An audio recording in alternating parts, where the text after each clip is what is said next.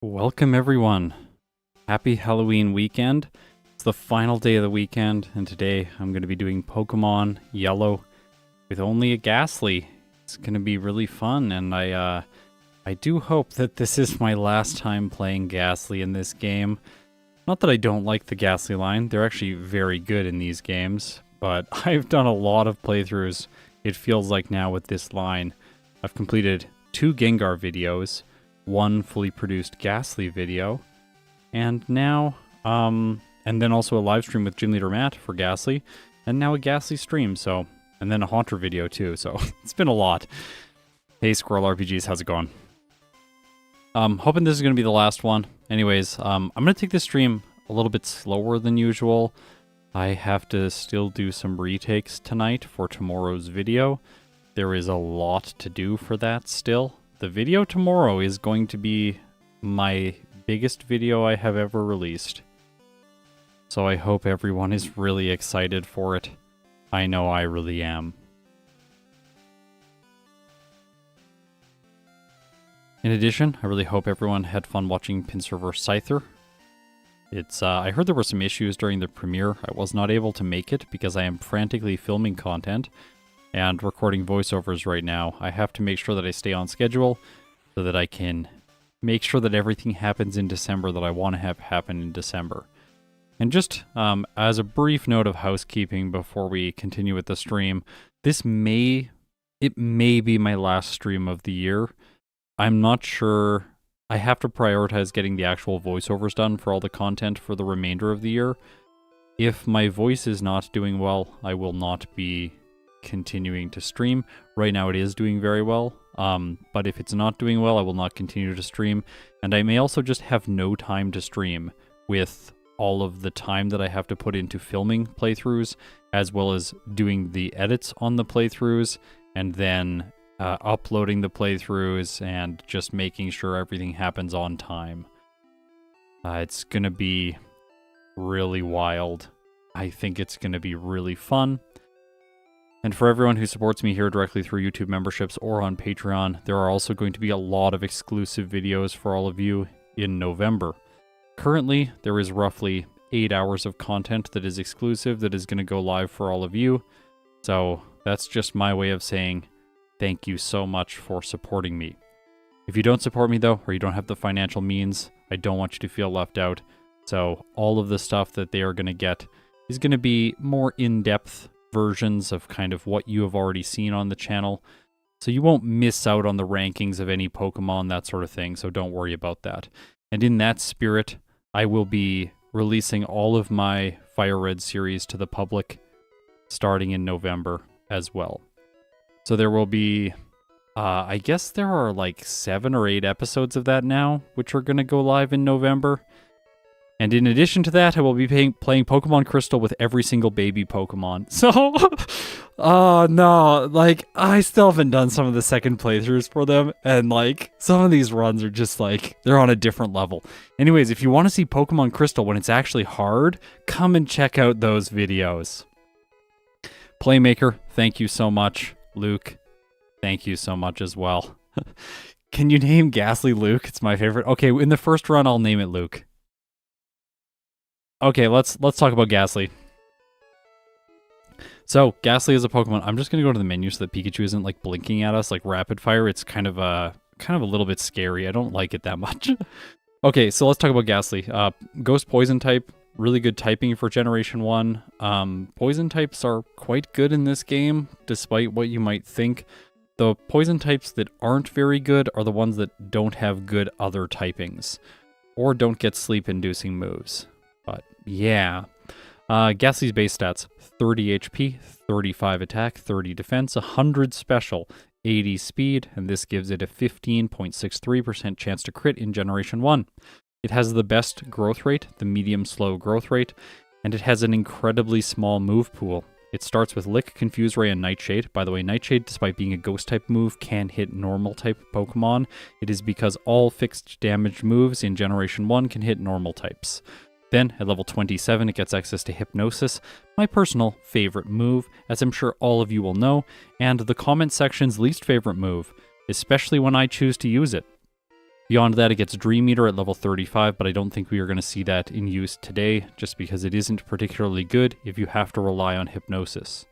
Through TM and HM, it gets Toxic Rage, Mega Drain, Thunderbolt, Thunder, Psychic, Mimic, Double Team, Bide, Self-Destruct, Dream Eater, Rest, Psywave, Explosion, and Substitute. I find Self-Destruct and Explosion to be really funny on Gastly. I know that on Gengar they kind of make sense supposedly in competitive. At least that's what I believe. I'm probably wrong about that. People who actually play Generation 1 competitively will let me know in the comments. But on Gastly, they just seem a little bit funny. If those are useful in some lower tier in competitive, please let me know. Anyways, yeah. Fluffy Traxy, thank you so much for the €2. Or sweets for your throat. Thank you, actually. I need to get more cough drops. It's actually true. I just ran out. I only have one for today's stream, so I might end up not talking very much during the final playthroughs. And I'll give another quick announcement here before we jump into the first playthrough. Next year, I've been talking with a video editor. I'm working with 2 video editors right now because there is so much work to do.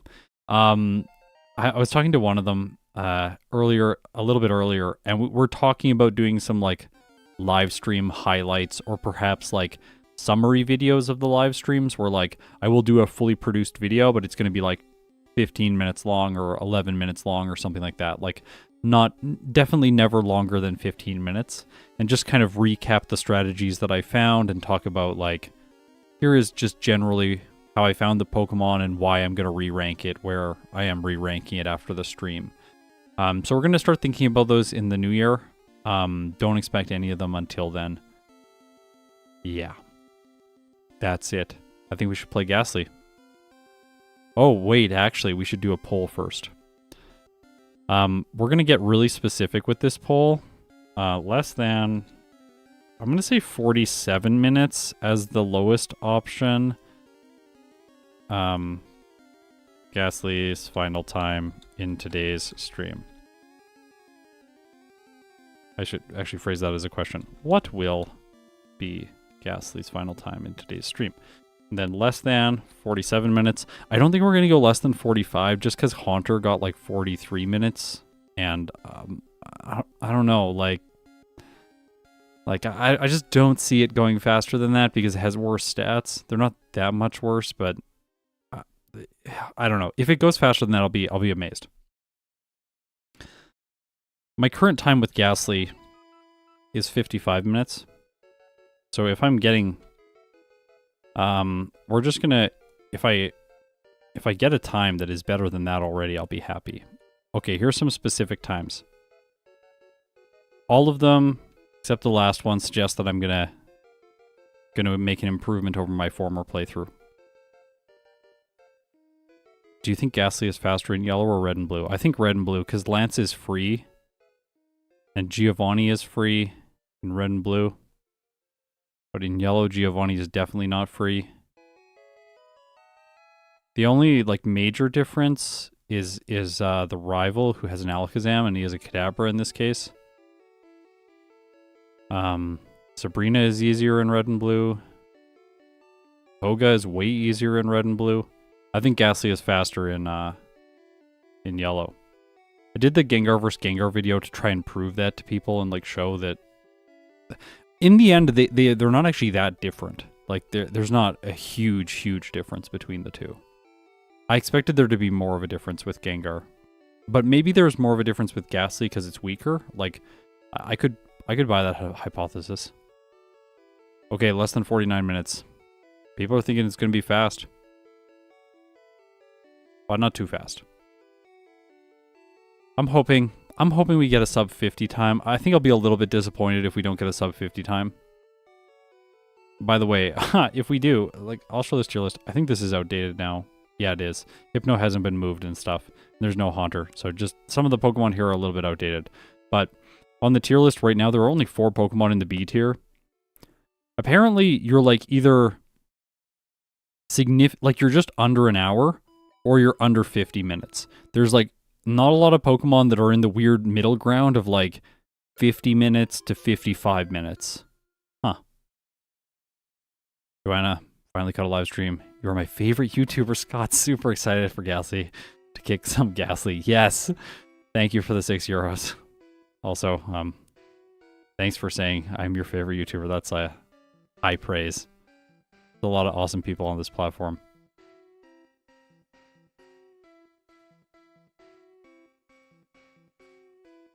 Okay, here we go. Gastly, Pokemon Yellow. I don't know how many runs I'm going to do today. I just spent the earlier portion of today doing a bunch of Tentacruel playthroughs, and I'm already really tired. Before that, I did an entire voiceover for a video, and it's actually, technically I'm doing a voiceover every day for the rest of the year, so it's like voiceovers every day. I'm just used to that now. But yeah. Will you do a no TM run at all natural moves? You'll have to wait and see. I can't tell you all my future plans. I already gave away so many future plans in this stream. Okay, here we go. This is Gastly and Pokemon Yellow. Hope everyone enjoys. Hopefully we get a good time. Let's see what this ball of gas can do. It does not look good in that color scheme. Almost no Pokemon look good in that color scheme, to be fair. That's why only the trainers are shown in that color scheme and very rarely Pokemon. I don't know if there are any Pokemon that are naturally that color scheme. Maybe Mewtwo? Everyone else looks just like completely ugly.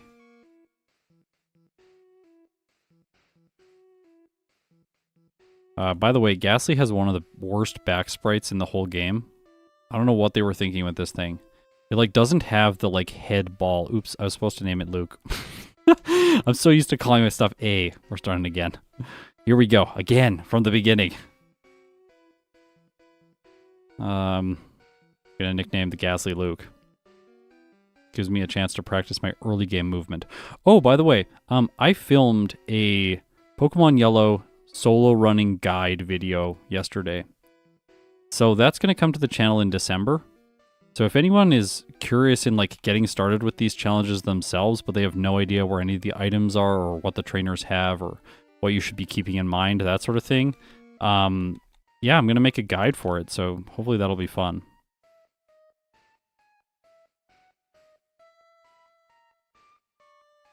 Did you know it's actually mathematically possible to lose the rival fight with Gastly? How? Oscar, thank you so much. I have talked about playing the Legacy Crystal ROM, and I'm going to talk about it in a video that I'm going to release in November. I have no plans to play it currently, but I will play it eventually. I would really like to play it. The thing is that like with my channel, I'm kind of like anti-trend by principle now. I thought about it a lot when both Brilliant Diamond and Shining Pearl released, and then when Scarlet and Violet released, and then when Legends Arceus released, because I was making videos during all those releases. And I was like, maybe I should just like jump on it, and like there's a new game out, and that'll like really boost viewership and like make me feel good about myself, because I'll have better metrics and everything. Then the more I thought about it, I'm just like, I just want people here that are gonna enjoy playing Pokemon, or enjoy watching me play older Pokemon games, and like I don't really need to jump on any trends, because those viewers will like show up for the trend and then they'll leave. So in general, like right now, I'm just, I don't really have any interest in like jumping on a trend and like, yeah. So I'm not going to play it like right away. I have to say, the amount of the amount of times that all of you notice that there is no bonk counter and get upset, it blows my mind. Like, I didn't know that the bonk counter was this like incredible introduction to the channel that everyone really wants, but apparently it is. Yeah, unfortunately no bonk counter today. I can't get the formatting right on the text. It just looks really bad, so there's still no bonk counter. I put it in the Hypno video and then I was just like, couldn't sit with it any longer. Okay, here we go.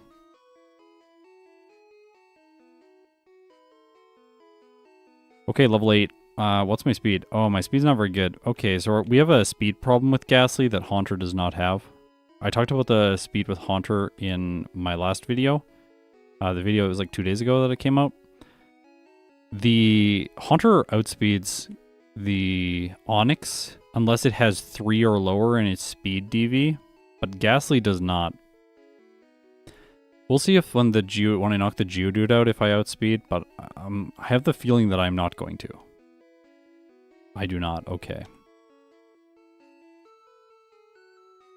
Play safe.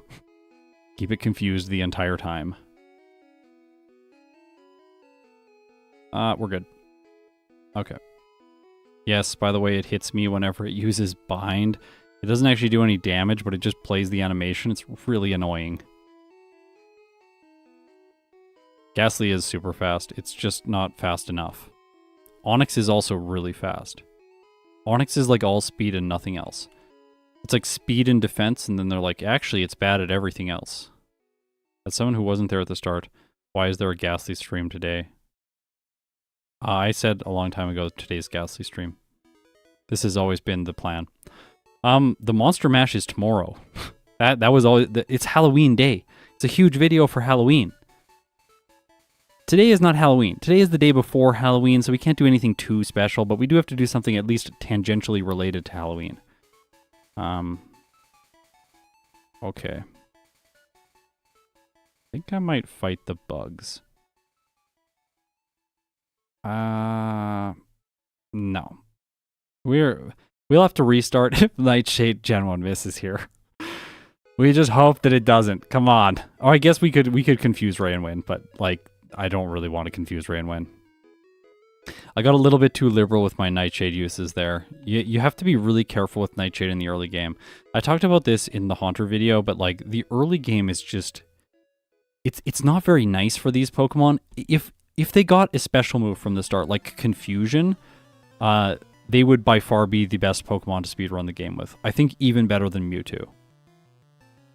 They're just so fast and the Ghost type is so incredible. And Mewtwo has the slow growth rate and they have the medium slow growth rate.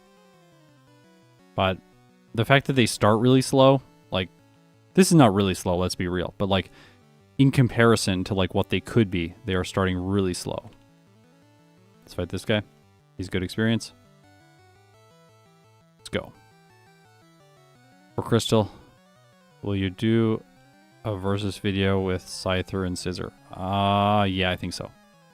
I already did Scissor versus Steelix, and I intend to redo that one. Like, not that video specifically, but I intend to redo those Pokemon.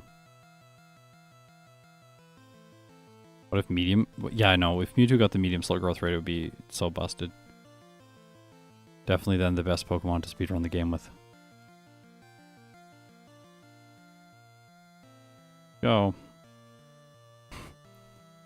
If it disabled my Nightshade, I would be so sad.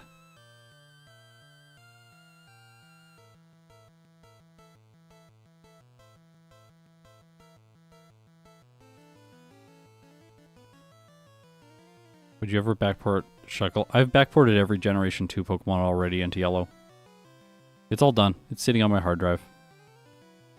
I don't know when I'm going to get to making videos on all of them, but yes, I have backported them all. God, I taught you walking the path, the ladder. Yeah. Yeah, that path is really good, Van Man. Okay, so we clear the cave. Just under 7 minutes. It's decent. Would disable be a good move? No, it wouldn't.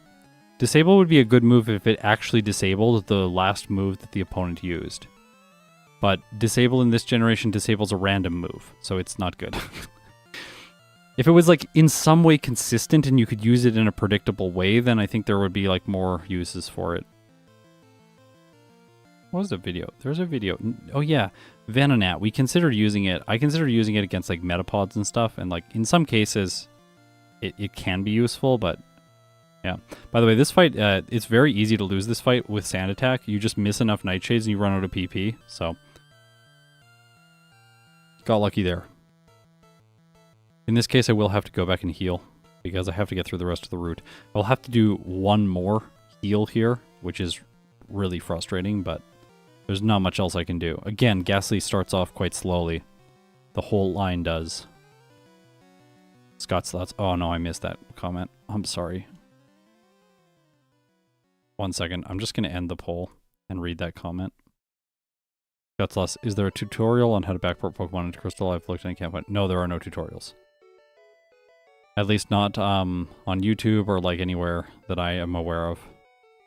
I literally just sat down for like 7 hours on one weekend today, and I was like, I'm just going to learn how to do this today. And then by the end of the day, I had a working backport.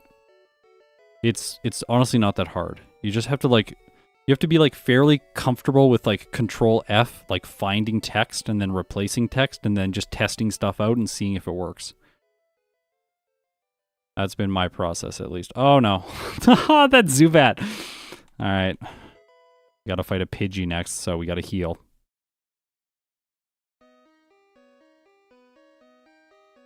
Yeah, and like when I say Gastly starts slowly, like it doesn't actually start slowly. Like it starts slowly in comparison to like what its potential should be. Like when I look at this Pokemon, I'm like, wow, it should just be so much faster than this, but it really isn't.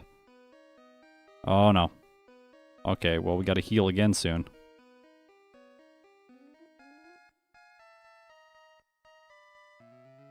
Would you want to do a run with Stadium 1 mechanics? I don't know what the Stadium 1 mechanics are. I've actually never played Pokemon Stadium. I've also never played Coliseum. That's why I was like, what's his name? Mirror B is like, he's from like, I said like Stadium, and then people were like, no, he's actually from Coliseum. Like, I'm so sorry. Yes, definitely my fault. The funny thing is, I looked it up. And then for whatever reason, I just said the wrong thing on the day that I was recording, so oops. It's like those are the kind of mistakes you can't prevent because you look it up, you're like, I'm gonna say the right thing. Then you say the wrong thing. You don't realize you've said the wrong thing, but you looked it up, so you feel like you said the right thing, but you don't actually know the information well enough because you've never played the game. So then when you're like reviewing the video, it doesn't stick out as a mistake. You're just like, yeah, that seems right. I said the thing that I wanted to say and I looked it up. And then the video comes out and there's like 80 comments that's just like, actually, it's Coliseum. Like, okay, I get it. Oops. Made a mistake. Okay, so we're going quite fast now. There's only one or two more normal types on this route.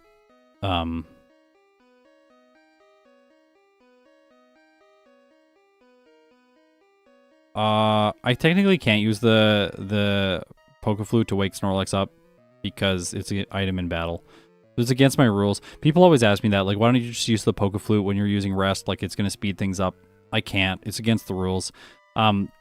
If I could use it, and I think that's what the question is, I don't think you're saying that I should violate the rules and do it. I think you're saying, what if you could do this? Would it make Snorlax better? I think, yeah. Like, I think any Pokemon you can wake up with rest with a Pokeflute is better. There are a lot of times where, like, rest strategies are... I'm specifically like trying to figure out if I can survive long enough to wake up and then do one more action before resting again. So like the ability to wake up a little bit earlier is really going to change a lot of that math. All right, Churro is very upset at the door. He's technically locked out right now. All right, so the Starmie has 59 health, so I will 3-hit it with Nightshade at this level. And in Generation 1, it's key to note that Ghost moves cannot hit Psychic-type Pokemon. Psychic types are immune to ghost moves. It's a programming error, and they didn't fix it in yellow version, which is kind of weird. I believe they didn't fix it in yellow version because if they did fix it in yellow version, then it would cause desyncs to happen if you were playing between yellow version and red and blue on a link cable. Which makes sense why they didn't change game mechanics. They just changed overworld stuff that they thought was like kind of funky. Like, you can't use the escape rope to teleport out of Bill's house in this game. But yeah, Misty's easy. Wow. What did we even expect? Are your runs done with perfect DVs? Yeah, all my runs are done with perfect DVs. Except old runs. Old runs I did not do with perfect DVs. I literally reset until I got good Pokemon. I would sit for like 3 hours and reset until I got a Pokemon that had stats that I was like, those are good. And then, at that point, I would continue with the playthrough. I consider myself... I have this like... check for myself in my head. I have an ether and an elixir, so I should be okay to continue. I'm just like worried if Nightshade's not going to make it through the Pidgey person here. I definitely won't get through the next guy. But yeah, I used to reset, and so I made this rule for myself, which is, number one, I'm like a person who creates YouTube videos. That is my job description. I make YouTube videos. So if I'm making a choice and it is in fundamental contradiction with the ability to make YouTube videos, at some point I need to reevaluate the decision and go like, all right, something else, like I need to do something else. This can't be the best way. And I found out very quickly that, because I didn't have an editor back then, I was like, I actually will not make a release every week if I sit and reset for good DVs on every Pokemon. So then I just had to make the change. I'm just like, well, I'm just going to set the DVs, and they're just all going to be perfect, and that'll make things more consistent anyways, so there's an alternative benefit. And then I went with it. Ah. And like the goal in the end is not to... The goal in the end is not to be like, wow, look at me, I'm like such a good player. It's like, I want to get just accurate data for all the Pokemon.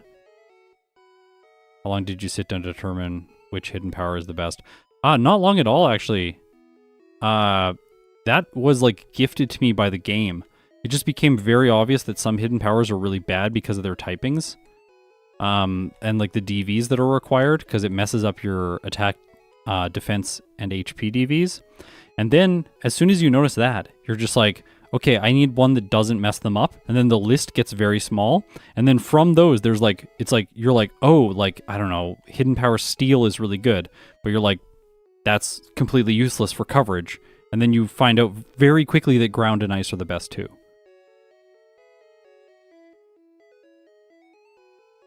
And like, ice is by far the best. Ground is like 50% as good as ice.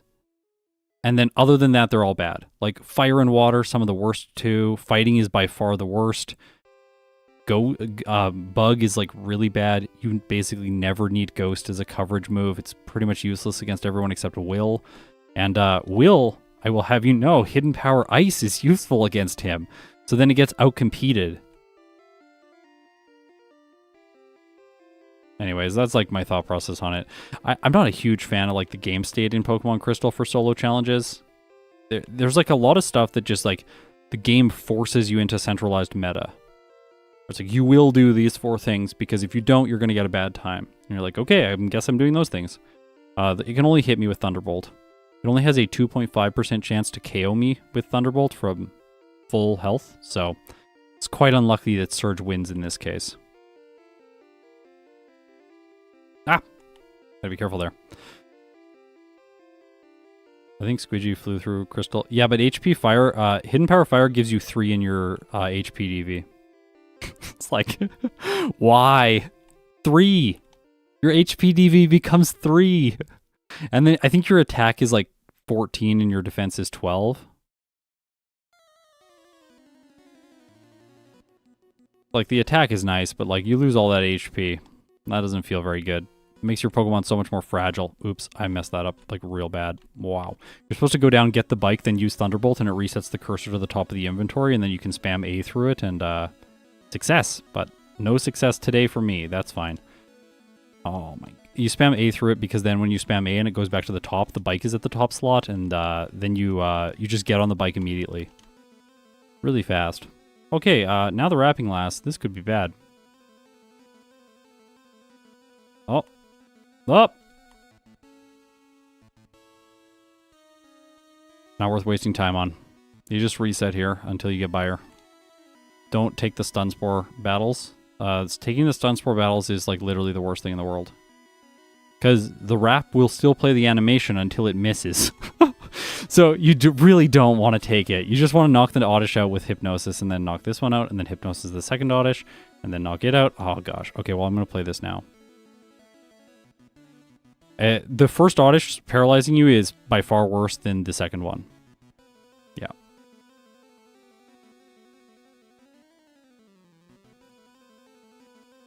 Always get a Paralyze Heal. God, are you going to change anything with your rules in 2024?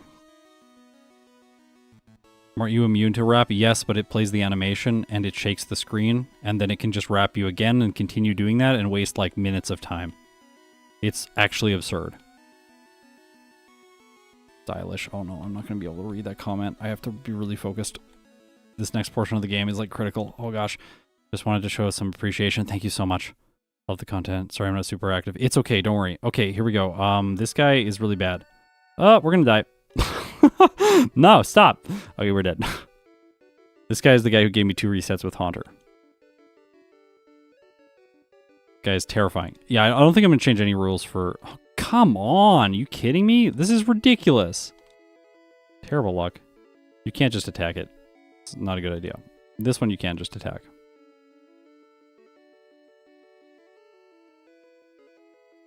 Slow bone, yeah. Or bone slow, depending on the ordering you prefer.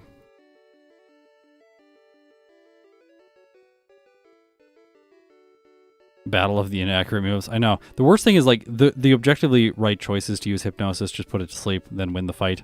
And then you, like... And then you use the correct move, and then what ends up happening is... you just both miss over and over and over again. It's like, this doesn't feel good, I should have just attacked. But there's no way to know that that's the correct choice. Okay, I'm in a really bad position now. Well, we just hope that he self-destructs all his Pokemon. I realized quickly there, you will have seen me use, like I didn't get any wall encounters there. You will have seen me use Thunderbolt to knock out the grass types. That's specifically because I wanted to save Nightshade PPs for this guy. But now we just have to wait till they self-destruct. Okay, that's bad. I guess we can lick it. Like, it will do damage. Oh wow, I knocked it out. Okay. Come on, self-destruct. Just don't rock throw me. That's why I had to save. Am I gonna win with lick? Sweet. Nope. Okay, well, we're good.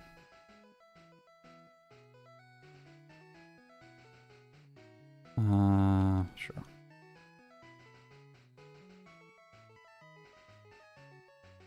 Not great overworld motion. I'm not playing very well.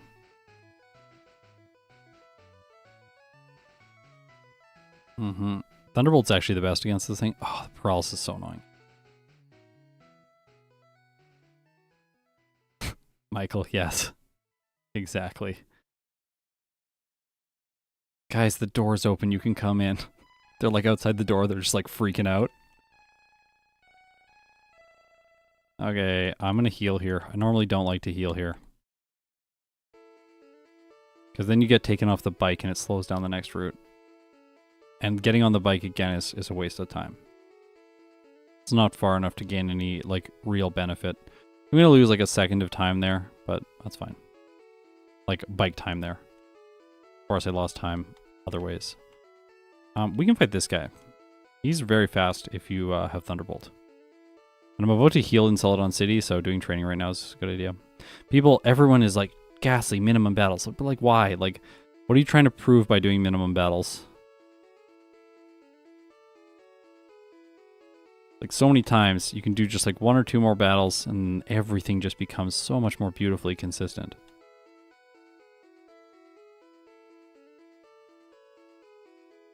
We're gonna get all the PV ups today.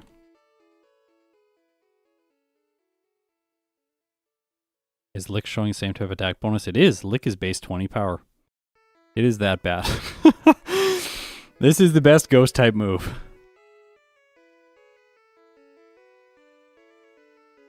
Spend time to save time, yep. It's like investing. It's like you invest in some training earlier on and then you like gain back a bunch later on. And of course, if you just do it minimum battles and never have a reset, like that will objectively be the fastest time. But as someone who has to sit here and play the runs, which that is like kind of one of my internal rules for myself. It's like I have to actually play the runs. Like if I'm not playing the runs, then this all starts functioning by fundamentally different rules. Did I get a Pidgey? I don't think I did get a Pidgey. Okay, good.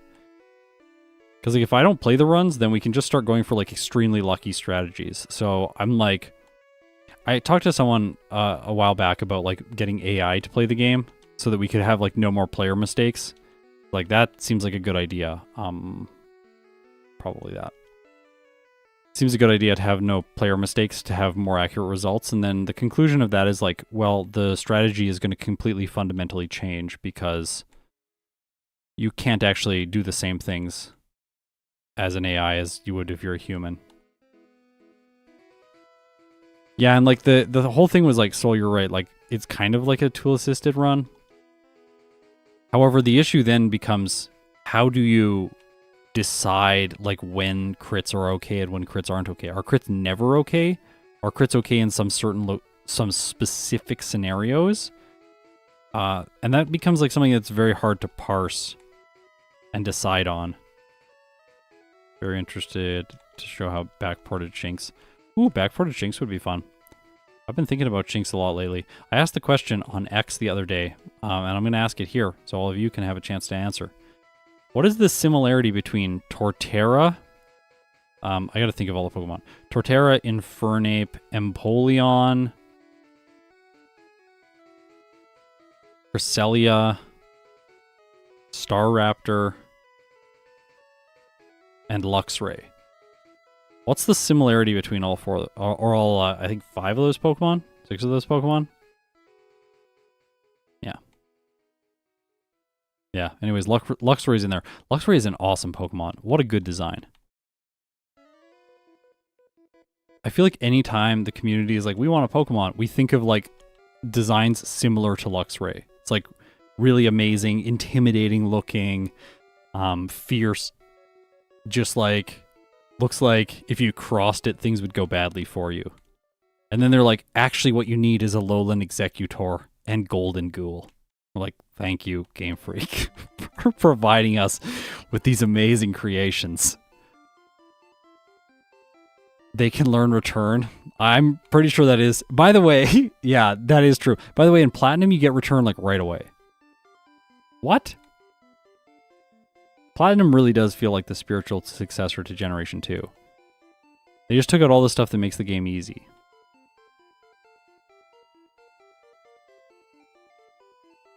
I know, they're all from Gen 4.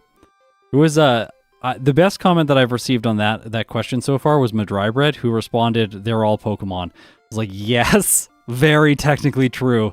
I absolutely love it. This is the perfect answer.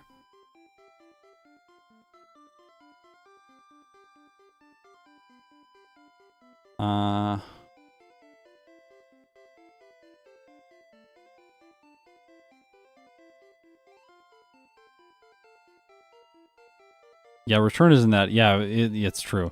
It's just like, it's really going to like force Pokemon to like use it.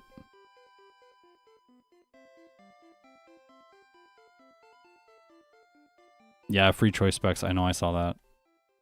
I wonder how I saw that. We're going to do a little bit of extra training. We're going to cut the extra training out in the second playthrough, depending on how the late game goes. But I'll just fight the like really good experienced people on this route. There are 3 of them. So yeah. Luxray has a unique base set total. Oh, that's cool. The coughing is weaker, and like, what's it gonna do to me? So, I want to save this for the biker, the Van Man biker. Oh no, no, no! Come on, where is it? There it is. I know where it is. It's just. All right.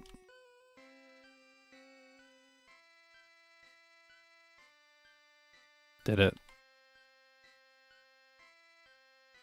That resets the inventory to the top slot and uses all the PP ups at once. That's also why I put Psychic in the top slot. No, I don't want to make room for Dream Eater. Hey Scott, new to your lives but not your channel. You're about to be my sanity on a slow day at work. Oh, I'm sorry you're having a slow day at work. Never fun.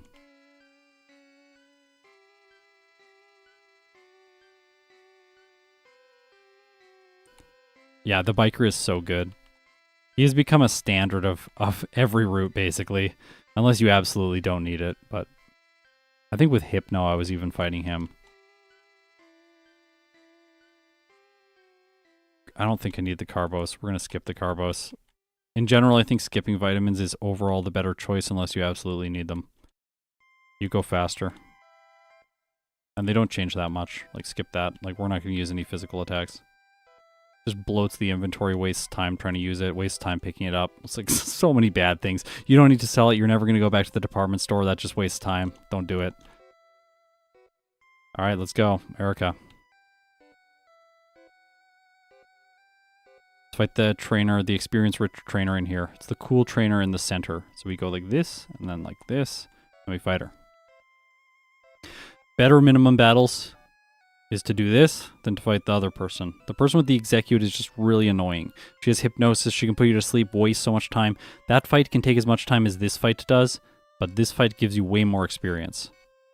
Now I have the max ether, so I can use it on Psychic, and then we can beat Erica. Let's go.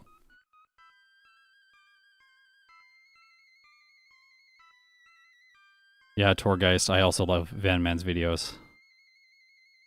It's unfortunate that he's been having some voice problems. Van Man, I'm wishing you all the best. I hope your voice is gonna get better. I really miss watching your videos. Okay. Yeah, we'll go to Sylph next. Let's heal. I was like, I think I was trying to be a little bit too optimized there. Like, it's only 4 PP, but like, I didn't want to spend the 5 seconds on 4 PP, but in the end, it's probably better. I can do a little bit more training in here if I have extra PP.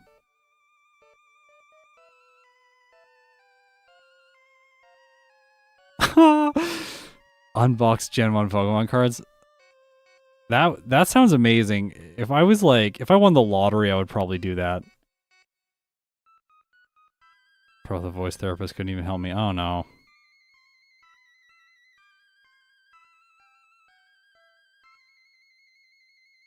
What do you think of Corviknight compared to other bird? Which other birds? Compared to other birds in general, I really like Corviknight. Corviknight's awesome. Be honest, how many times have you reset because of Evo? Once. It was with Psyduck. In, like, the old no, don't get this. It was with Psyduck on my channel. Like, you can go back and find the old video. Like, the really old video. That video, I reset with Psyduck, and then I had to, like, I think I restarted the entire playthrough. I don't think I had a save or anything backed up. I had no idea what I was doing back then. The problem is actually, evolving Pokemon. Like, in my Fire Red runs, I'm evolving, and I always cancel the evolutions accidentally. Much harder to, like, for that. Much more likely to accidentally cancel when you're playing regular Pokemon in your spare time. Like, just, like, mashing A at the end of every battle because I'm so paranoid. Okay, please, don't sand attack. Thank you. Whew. Let's go.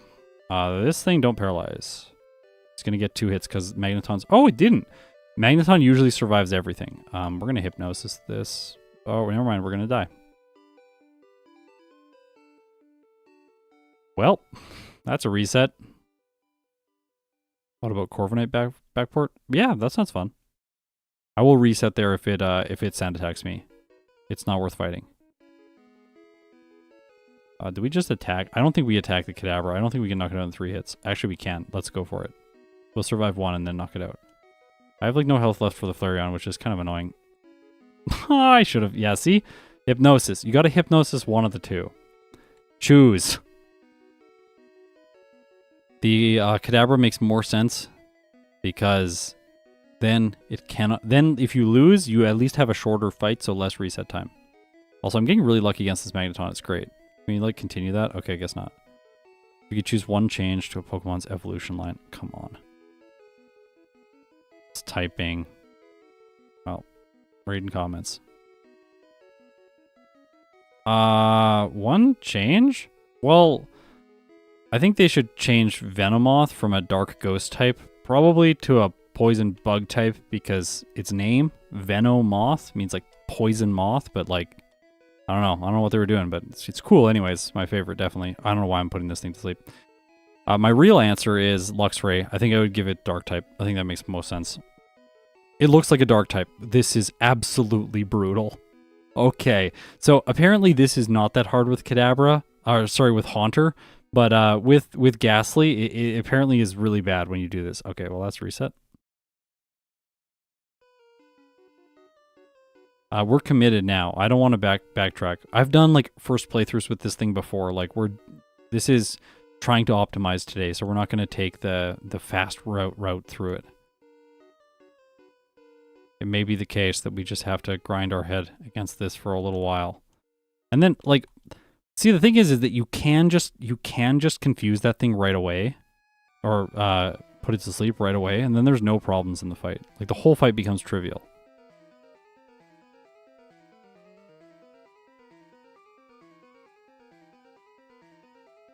There was some horrendous luck in there. There's also some like just bad misplays. That's one thing that I've noticed like recently that it's something I'm actively trying to like incorporate into my thinking is this idea of like when I say the thing, wow, that was really bad luck. Whenever I say that, I have to ask myself the question, but how did I play poorly? Or, but what could I do better to secure a better outcome? Because it's really easy to just write something off to bad luck and then you don't think about it anymore. So you have to, like, I'm trying to really critically examine all moments like that and go like, okay, what about this am I doing wrong that is making it so that the AI has the ability to be more lucky against me? Because there may be a way that I can play that mitigates for that luck. So to me, it seems slightly like it's a little bit reductive to just think, oh, it's bad luck, that's it. Like, it's not just bad luck. It might be that you're also playing badly. And so then the goal for me is just like evaluate that so that I can play better. My assumption is always just, my going assumption is always just I'm playing really badly, how can I play better? That's not to like beat myself up. Like I'm not saying, like if you're watching and you're younger, please do not go into life with the idea of like, I'm really bad at everything, I just need to get better. Don't, it's bad to internalize that.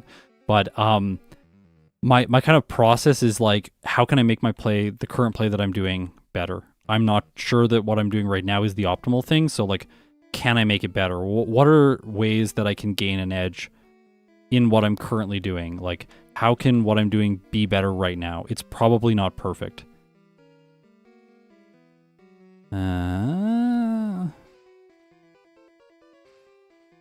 Chat has to remember that rival battle when we go through optimization. Yeah, I know. Wow, that confusion. The confusion there, that's kind of frustrating. So we are faster than the Venomoth now by 2 speed, which is, that's great. Good to have you here, Van Man. Talk to you later. Okay, here we go. Please. Okay, we've guaranteed 1 hits on all the Venonats, so that's good, and then a guaranteed 2 hit on the Venomoth. Its best damage range is 52% to 62%, so I should survive as long as it doesn't get a crit, but I get a crit, so easy. Putting luck on your side is a skill. Part of having good luck is being able to choose the outcome that is 80%. Yeah, exactly. Stacking risk and reward is the key to success in games like this. And also, like, I don't know, it felt like it in life too, for me, at least. But again, that's like, you gotta be careful with all that stuff. Until you have true mass data, you have to be really careful with that because there's a lot of survivorship bias in these things. Like, oh yeah, like I stacked luck in my favor, I'm definitely not getting lucky. And then it's like, well, you're actually getting really lucky and you just have no idea. It was like a World War II engineer, and they were making planes, and all the planes that came back, they were trying to like put more armor on the planes so that the planes would not get like shot down. They were like, okay, we got to figure out all the best places to put the armor. Like, where should we put the armor? So then they looked at all the planes that came back, and they saw all the places where the planes had been shot, and then there was a bunch of places where the planes had not been shot, and they're like, okay, so put armor on all the places that are getting shot, and then because all the places that aren't getting shot, like those planes, like they're not getting shot there, so we don't need to worry about it. And then the engineer figured out like, oh, actually everywhere the plane is getting shot and making it back is fine. We need to put armor in all of the places. All of the places. We need to put armor in all the places where there are no bullet holes.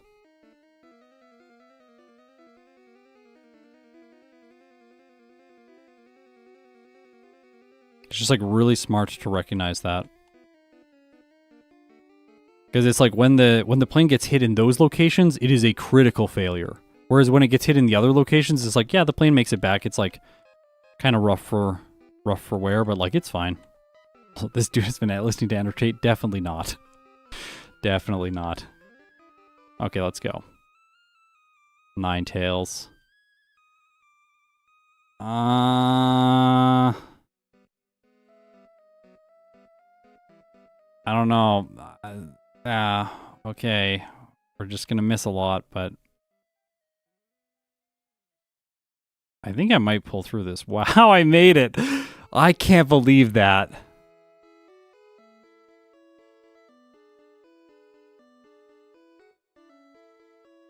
Okay, well, we beat Blaine.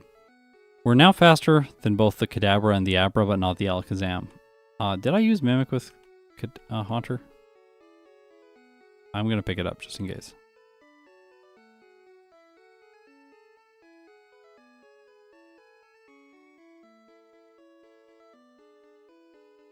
One second. I can't see something that I need to be able to see at this moment. Okay. I did use Mimic. Yeah, of course. I have to get double team from Giovanni. There's no way to win without that.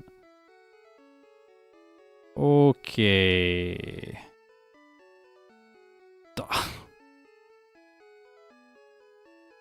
Okay, so not like that. That's how you lose.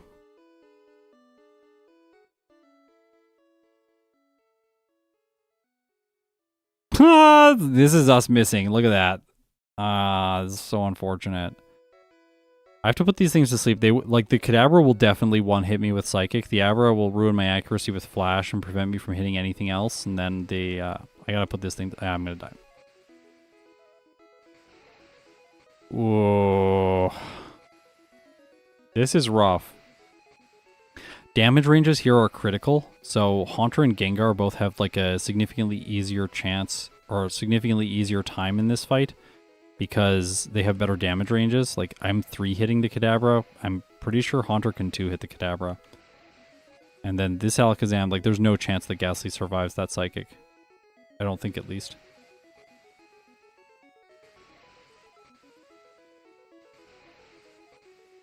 I'm not considering modding out the evolution time, no.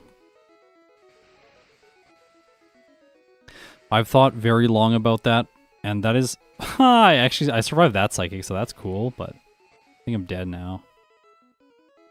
I had a special drop from that Psychic, so it's taking longer to knock things out. I don't want to mod out the evolution time because then it starts feeling like I'm fundamentally changing things about the game just to make some Pokemon faster. Like, if you want to play the game with a Gastly, you have to stop evolving it. That is literally a disadvantage of having to play with a Gastly. And yes, it is arbitrary, but like so much of this, of what I do is arbitrarily imposed by the game.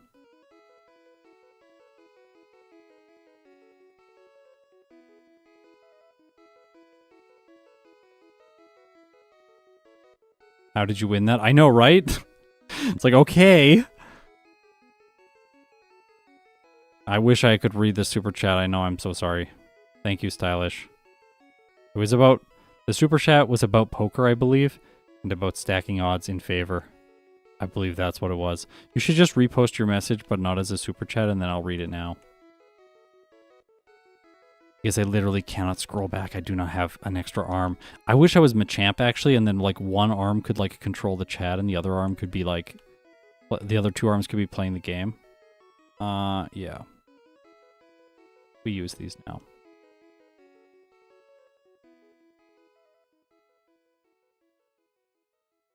Yeah, Pokemon Yellow is amazing. I agree. What a good game.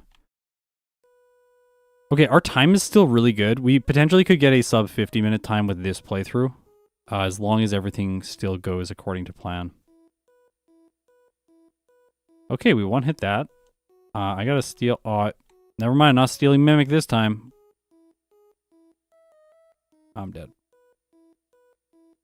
What would you say is the hypothetical minimum time to beat the game? We don't know that yet. We will find that out eventually.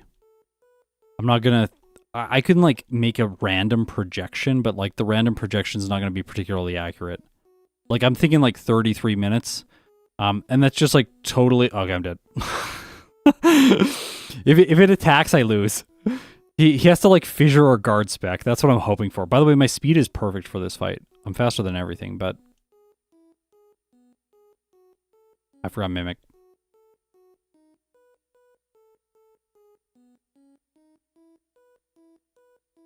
This is very bad.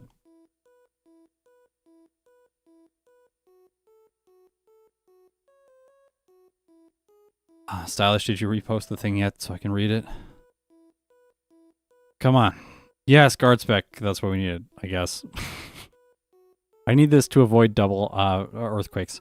If there's one thing I could change about my rules right now, I would just eliminate evasion altogether and no longer allow this. I'm going to have to re-rank a whole bunch of Pokemon if I do that. I don't want to do that right now.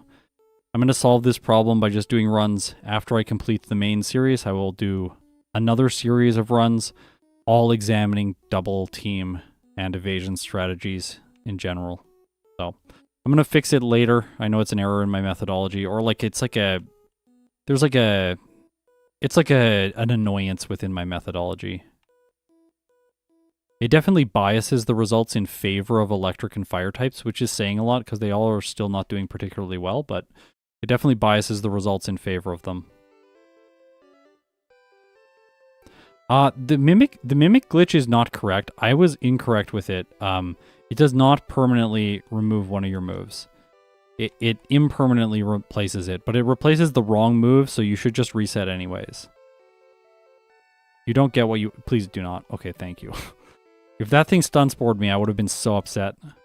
We do not need any more of that. This thing has a Thunder Wave, so you have to put it to sleep. I hate that. Ah! Painful. At least the Sandslash does not have Sand Attack. So it's that's the most damage it can do to me. So we're okay there. Okay, stay asleep so I can knock you out and not get paralyzed.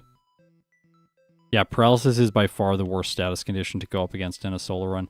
It basically ruins fights. Like this fight, the main reason you lose is you get paralyzed by the Magneton. Because then the Kadabra outspeeds and just hits you with Psychic, and then the Flareon can hit you with Flamethrower, like everything just falls apart. I think I might one hit. Oh, what? See how much that did? I would have died last time. I don't like this. I'm gonna 2 or 3 hit this. Oh, with that crit, okay, it'll be a 2 hit, but... No. Burn is not nearly as bad. You can still win fights if they burn you. And poison is like by far the easiest to play around, and sleep is like sometimes bad. And like freeze, of course, is like an instant loss, but with freeze, you at least stop playing. Like you just restart the fight, do it again. You know you've lost. Whereas paralysis, like it seduces you into the feeling like you can still win, so you continue playing and you waste like 2 more minutes in the fight using rest and stuff, and then eventually you lose and you're like, okay, I should have just stopped playing and reset right away. It's always endlessly frustrating. If that Sandslash had Earthquake, Pokemon Yellow would be completely different. The rival would by far be the strongest trainer in the game, and he would be the strongest trainer in the game in 2 locations, both there and at the champion fight. I need to fight someone, but I don't know who. Just to level up. I should have, yeah, I was thinking about it. I was like, maybe I got a couple more steps in me, and then I messed it up. Always, always, always repel when you open the inventory there. Always. Not there. This one still lasts for a while. Yeah, poison is so bad. Do you tend to reset battles going wrong too often or too little? Too little. I had a rule for myself when I started the channel, which was I only reset when the screen says the Pokemon fainted.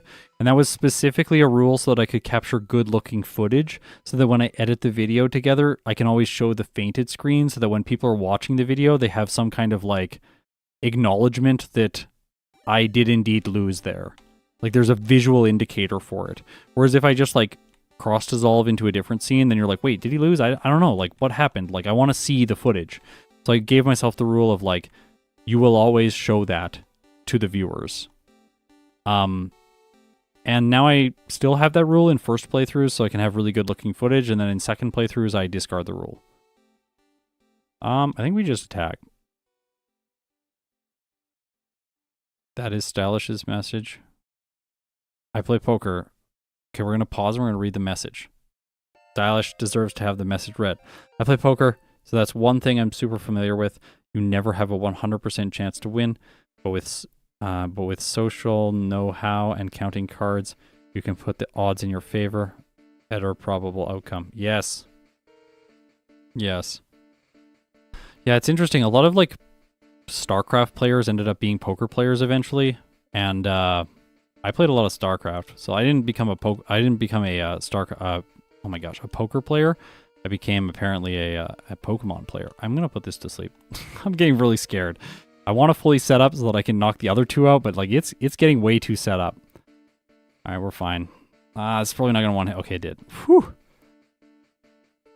All right, we're good. I hate to say this now. We can actually lose here. Is not possible to lose here, I don't think, or no, it is. He has like rock throw in our red and blue, but in these games he has dig and earthquake, so it's much more likely that you lose here. He can crit you. OG StarCraft or StarCraft 2? I played both. I played StarCraft 2 like semi-competitively. I was Grandmaster in StarCraft 2, but in StarCraft 1 I was never very good. That game is really hard.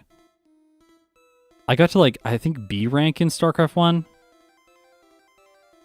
But I only did that after I played StarCraft 2. Okay. Yeah, lose to the high crit is possible. Imagine, you Gen 1 miss, then he crits with dig on the first Onyx. That's a way to lose. I should really mimic Substitute. I really should have done that turn 1. Ah! Wow. The crit. I can't hit myself in confusion when I am behind a Substitute, by the way. Should have Thunderbolted. Should have Thunderbolted for the extra base 5 power. Oh my. The damage ranges here are just not very good.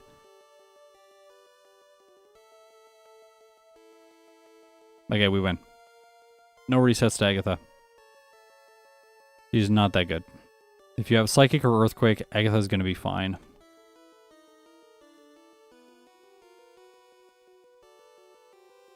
Okay, Luke. There's only 2 more trainers. We're not going to get sub 50 today, or in this run, but we are doing decently well here. Do I chance the dragon? I'm going to chance it. Okay, no paralysis. Good. I think we win because of that. We're not going to outspeed the Aerodactyl. It can knock us out with Fly or Wing Attack. They're going to do Fly. Oh! Yes! Survive with 6 HP. All right. I will take that. Pretty good. Yeah, there was StarCraft on the N64. All right, let's go. Did you ever get into Age of Empires 2? I played a little bit, but not very much.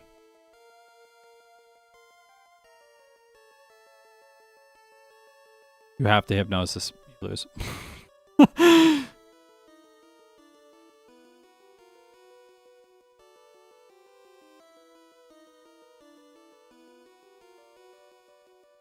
Okay.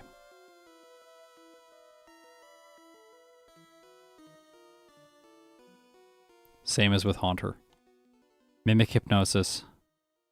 I think this strategy is not going to work as well, though. I'm pretty sure I have to Hypnosis the Alakazam still. Ooh, I do not speed it by 1. I need 2 more speed. So I should buy Carbos in the department store. Well, that is decided for the next run. That's an easy solution. This is not fun. Please don't wake up and Hypnosis me. Thank you.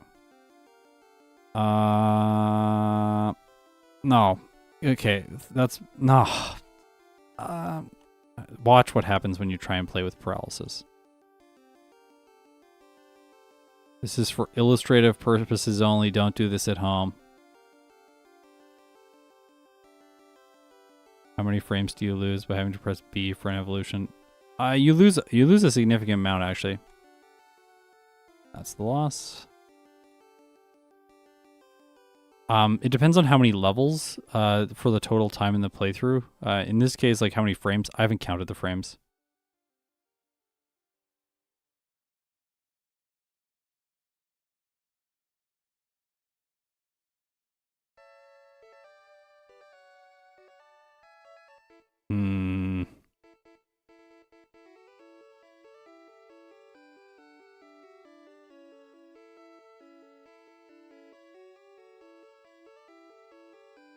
So this is why you might want to train more.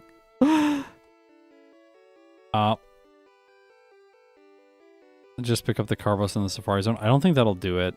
I might need 2.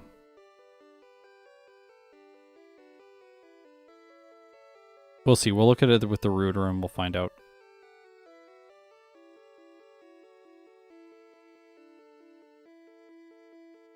Yeah, I use the Carbos from Sylph.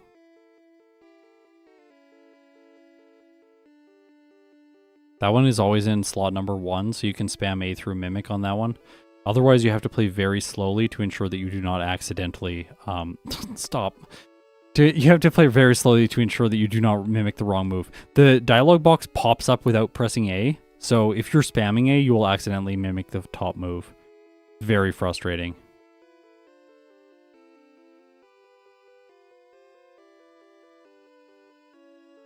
How about the rare candy you have? Oh, I do have a rare candy? I guess I do have a rare candy. We'll try it when I lose here. Oh, like right there. Okay. Let's see what the rare candy does. It's going to be a funny mistake if it does solve the problem. I bet I'll have 156. Oh, 157. Yes. Perfect. No carbos required.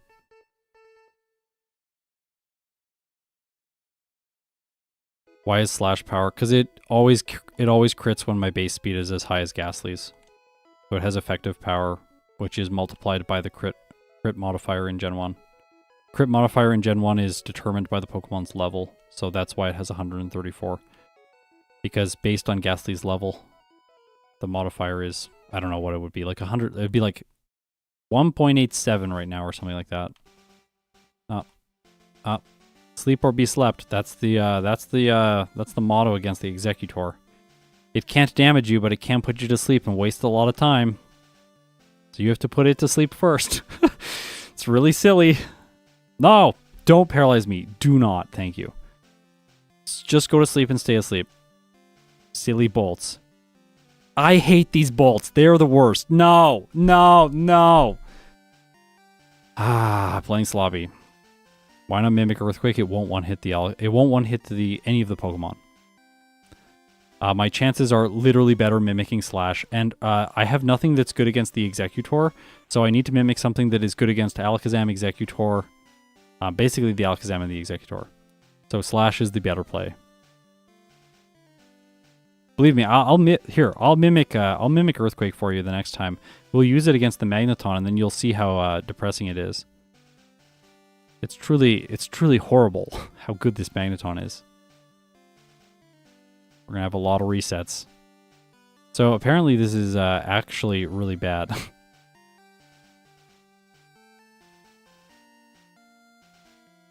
We're scared of everything that... Oh, whoops. We're scared of everything that follows. There's 2 more Pokemon, and they're all going to do damage. So they will do a little bit of damage on each of them, and then I'll lose. And I'll just waste time trying to play through the paralysis. It makes no sense to play with the paralysis. Like, you could win. They could just Gen 1 miss everything, but, like, it's not likely. Plus, when it paralyzes you, it gets to move immediately again, and it's going to choose a move that does damage, so it is only going to go for Thunderbolt once it paralyzes you. We're going to... So annoying. Well, I'll just trying to show you the damage range here. Oh, it's going to KO. Oh, watch this. It's going to be like half. Yeah. It's so bad.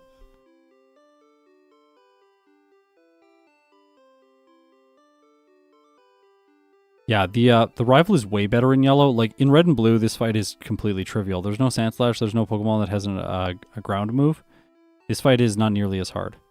There's Pokemon like the Rhydon that can do nothing. It only has normal moves. That is not the case here. Okay, put that to sleep. Watch Slash. Slash does the same amount as Earthquake. It actually has higher base power against the both of these Pokemon. Stop. No! I think this is the most frustrating thing I've ever streamed. This fight. This is like the most resets I've probably ever had on a stream. Do not. See, okay, you can just wake up right away, but then it puts you back to sleep. This is what happens when you don't sleep it. You just waste so much time sitting here, being asleep. Then you wake up, it's going to go for it again. Not this time because it's too low on health. Okay, please.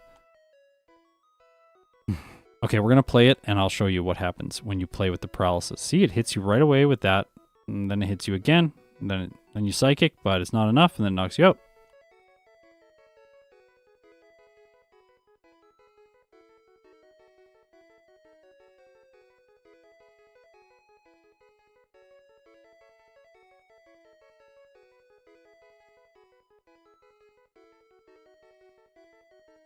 I do think I'm getting fairly unlucky. The number of resets I've had to the Sandslash just not getting Hypnosis off is... It feels a little bit sus. Like a little bit outside of the percentages, but maybe that's just me being like, the AI cheats, because the AI doesn't cheat. At least not in Gen 1. It does in Gen 2. Stop. He almost never does that. I'm gonna run out of Slash. I'm gonna have to knock this thing out with Psychic. Okay, fine. Psychic's better because it can drop special like it just did. Okay, please. Yes, that's what... No. Stop.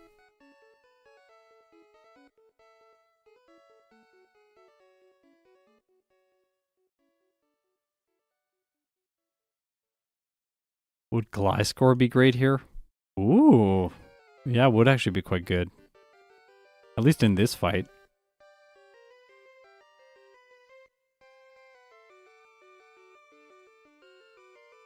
Oops. You have to really pay attention for sleep. It is shorter number of frames, the text that says the Pokemon woke up. So if you're really not paying attention, you will miss it, and then you'll accidentally spam A through into the next turn, and then the Pokemon will attack you. Which is what happened there. Okay, that's good. So far, so good. Come on, this is the one. Come on. Yes. Just don't full restore this time. Can we not have a full restore? No full restore. Okay, good. Good, good, good.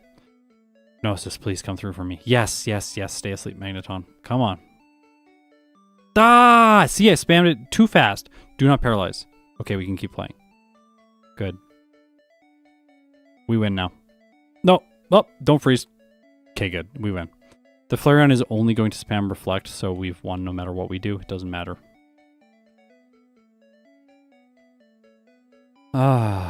Okay. Wow. Worse time than last time, so this was not good. 59 minutes and 21 seconds with 32 resets at level 62. Overall, not great.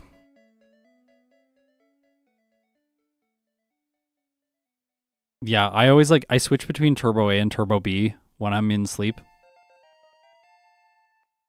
to try and always catch that stuff. But right now I'm reading chat too, so I'm not always on top of my my switching of those two.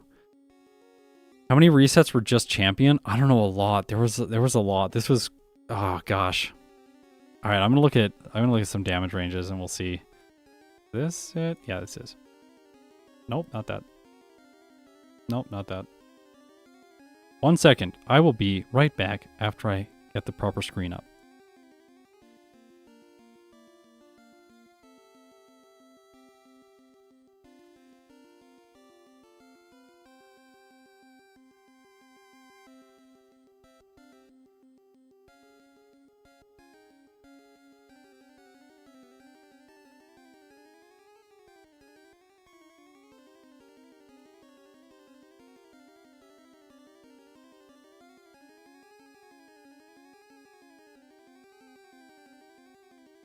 What?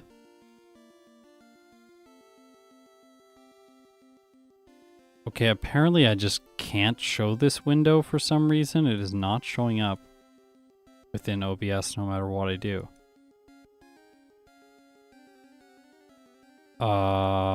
Okay. Stop being so weird, OBS. Okay, there we go. All right, we're good now. Let's go to this. Here we go. Ta-da! Okay, center that so it looks nice. Let's look at these damage ranges. Overall, not great. So we have a 2-hit on the Sandslash. Here, I'll mimic Earthquake and just show you the damage ranges. On the Magneton, with Earthquake, there is a 79% chance that I 2-hit.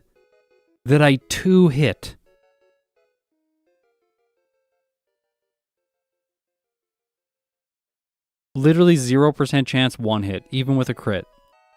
79% chance, including crit chances, that I 2-hit the Magneton with Earthquake. Yeah. The Earthquake from the Sandslash is a guaranteed 1-hit, so the only way it does not knock me out is if it Gen 1 misses. So I have to Hypnosis, and if it hits me, I lose. So here, if we go Slash, So Slash is much better against the Alakazam compared to Earthquake. Earthquake has a 35% chance to 2-hit the Alakazam. Slash, guaranteed 2-hit, basically. And then against the Executor, it knocks the Executor out faster. And then I do knock out the Magneton technically 1 turn slower by using Psychic, but it makes both the Alakazam and the Executor easier, so I think that it is like an okay trade. Like, I could mimic Earthquake, but then the Alakazam is slow and the Executor is slow, and that feels worse. I'm going to bleed a lot more time that way. Cloister, 40% chance to 1-hit. Let's see if we can get that damage range better. I'm like level 65, 1-hit on the Cloister. Still only a 28% chance to knock out the Magneton, 29% chance. This Magneton is one of the worst Pokemon in the game. It's so frustrating to face it.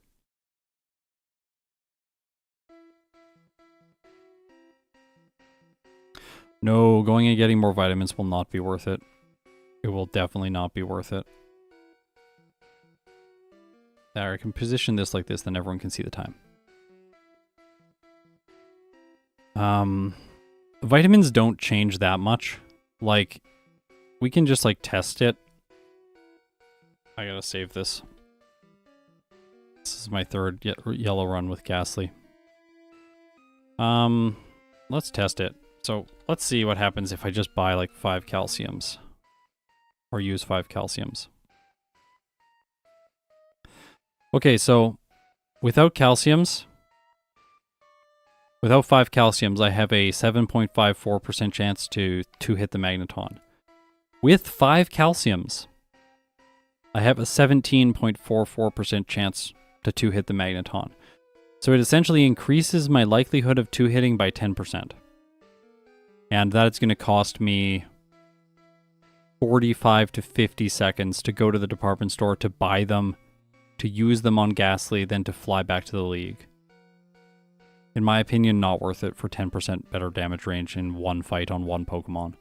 And like, it is going to improve damage ranges elsewhere, but like, overall, I think it's not really that useful.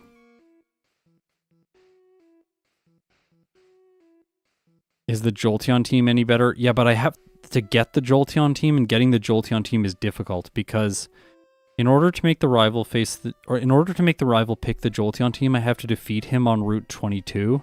And his first Pokemon is a level 9 Spearow that knows Peck, so it can damage Gastly.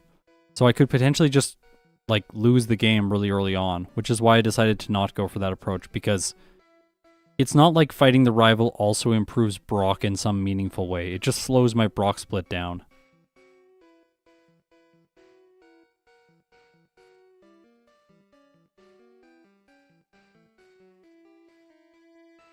The protein is going to like change them by like 2%. Like it's going to almost be completely useless. It'll just waste more time than it's worth.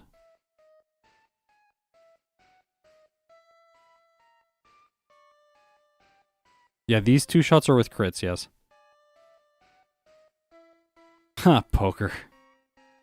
Yeah, if you do a second playthrough, you could name Gastly Poker, since I keep talking about that. Also, this run is a bit of a gamble. If Agatha could be a lottery, then Gastly could be Poker.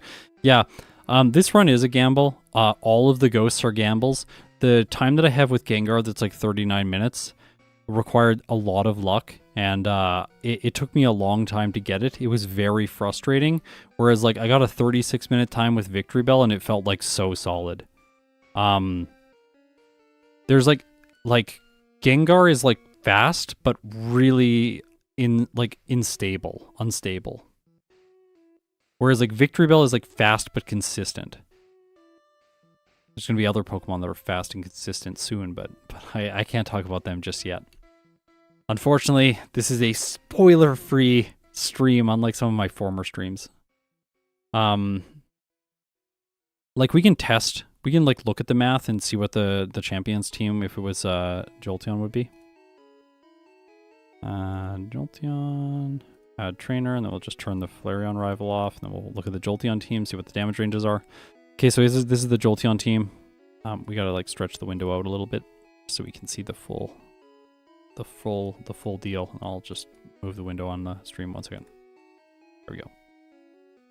Okay, so this is the Jolteon team.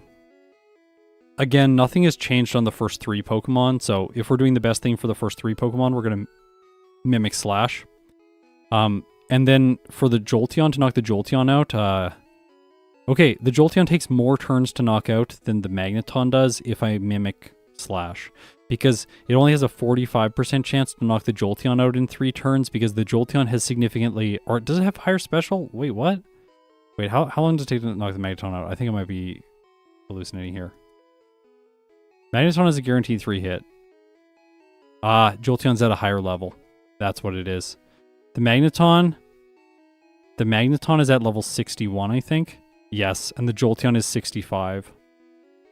So because the Jolteon is a higher level, it takes longer to knock it out with Psychic. Jolteon and Magneton have very comparable special stats.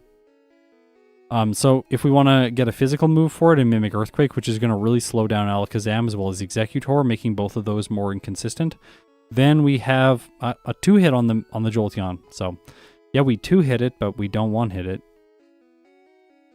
And then the Jolteon can just Thunder Wave us and paralyze us and then knock us out with Thunder. And then we're really sad because we got all the way to the final Pokemon, wasted more time, and still had to reset. Plus we had to bleed time at Brock when we didn't need to, with the possibility of a restart of the entire run facing the rival on Route 22. I don't think it's worth it. What do you think? I just don't think it's worth it.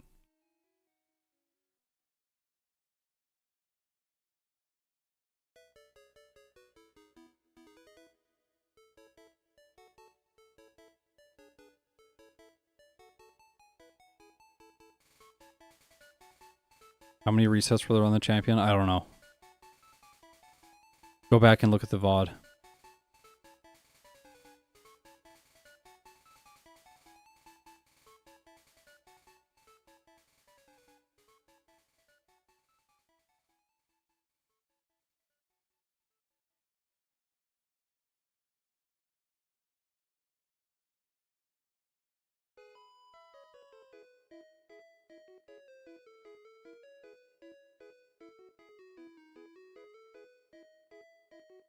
Oh yeah, plus you want to outspeed the Jolteon and you won't outspeed the Jolteon.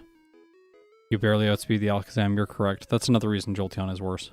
So, no Jolteon team, definitely Flareon is the correct choice for speed. Huh! Yeah, by the way, those damage ranges that I was just going over all get worse because I was using 5 calciums. I just turned the calciums off, so... Yeah, it's actually worse than that. Alright, let's go back. We gotta look at some other damage ranges here. I think the first time that we got our... The first, like, real reset, I think we might have had one other than that, but there was, like, the first real reset really felt like it was in Sylph, against the Sylph rival. I used 5 rare candies here. I'm wondering if that's maybe premature. Like, what are my damage ranges against Koga? Can I fight him first in any... Okay, I have pretty good damage ranges against him, but I just barely outspeed the Venomoth at this level. Maybe I have to do more training?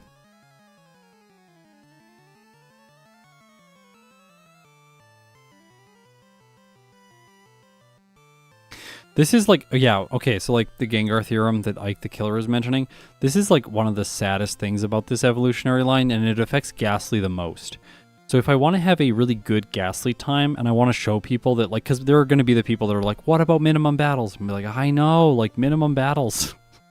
It can do it, but as we have just seen, it is not likely to do it in a good real time.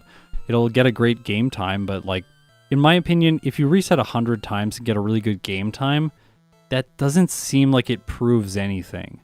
That's why I always use real time as the metric, because if you have to sit there for like 10 hours to get a good game time, that doesn't mean the Pokemon is good. That just means the Pokemon can win with a low game time. And every Pokemon can win with a fairly low game time, because Gen 1 misses exist, so pretty much every Pokemon is capable of beating the game on minimum battles unless they can't hit ghosts for good damage. So, like, the logical loop just leads me always back to the fact that, like, you have to time Pokemon with real time. It's like the only metric that really encapsulates everything. It encapsulates player skill, Pokemon skill. It's just the best metric. But then we run into this problem of we're, like, trying to balance two things which maybe should not be balanced. Like, We want to get through the game on the minimum number of battles, but we also want to get through with a good real time. And the two are not really like, they don't really like help each other. So like I could train a lot more in Sylph, and this is where Gastly gets really frustrating. I could train more in Sylph, but then if I train more in Sylph, what ends up happening is I could have got through all of those fights on minimum battles with Hypnosis by just getting lucky. And Gastly is affected most by this because Gengar and Haunter, they have less fragility because they have better base stats. So they go into those fights and like, yes, they're inconsistent, but they are less inconsistent. Whereas Gastly is out of them the most inconsistent, however, it can still do it on minimum battles. It causes the most frustration to do it closer to minimum battles when compared to Haunter as well as Gengar. Yeah. Okay, let's look at the rival fight again. So 1 hit the Cloyster, 2 hit the Sandslash, 3 hit the Magneton as expected, 2 hit the Kadabra, and 3 hit the Flareon. Like, this fight shouldn't actually be that bad. I think that this fight should be fine. You don't Hypnosis the Sandslash because it can't do any damage to you. It can only mess you up with Sand Attack, which is a very fast reset. You 2-shot it, you 1-shot the following Cloyster. Then against the Magneton, maybe the correct play against the Magneton is just spam Psychic, don't try Hypnosis, take damage from Thundershock because it doesn't do that much, and then really strategically use the first Hypnosis on Kadabra so that you put it to sleep. It's the earlier Pokemon. If you lose, you want to lose on the Kadabra rather than on the Flareon, so put the Kadabra to sleep, then knock it out, move on to the Flareon. If your health is low, put it to sleep. If your health isn't low, just spam Thunderbolt and win. If I use 2 more rare candies, does this dramatically impact the damage ranges here? Ah, it does. It takes the Magneton from a 3-hit to a 2-hit because I can use Nightshade on it. That's hilarious. Okay, now we have to figure out how much that impacts the late game. So what we're going to do here is we have to do some experience rooting. So we're going to go to the Giovanni fight. At the Giovanni fight, after the final Pokemon, I will be level 55. If I take away 2 rare candies here and add them earlier in the route, what is the consequence for later in the route? Nothing. See, that's when redistributing candies makes sense. Wait, I think I only took away 1 candy. I definitely only took away 1 candy. Never mind, we lose 1 level. Okay. Is that level important? No, because I'm setting up double team here. Doesn't matter for Giovanni, but it's going to matter later on. Now we're not going to outspeed the rival's Alakazam. Yeah, we underspeed the Alakazam. But we can solve that problem with Carbos.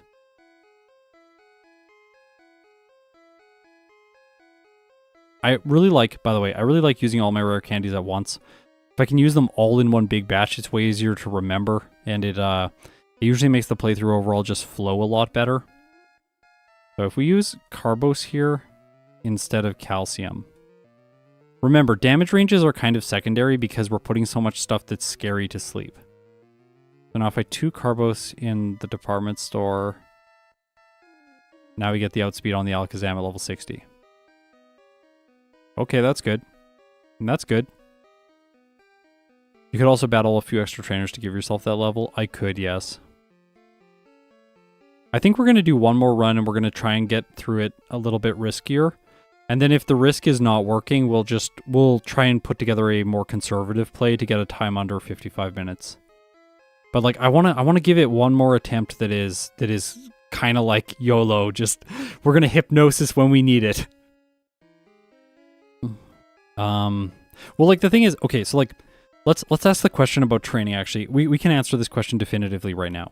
So, can I just change the opacity of this and then like we don't have to worry about the color correction that has it in it? Yeah.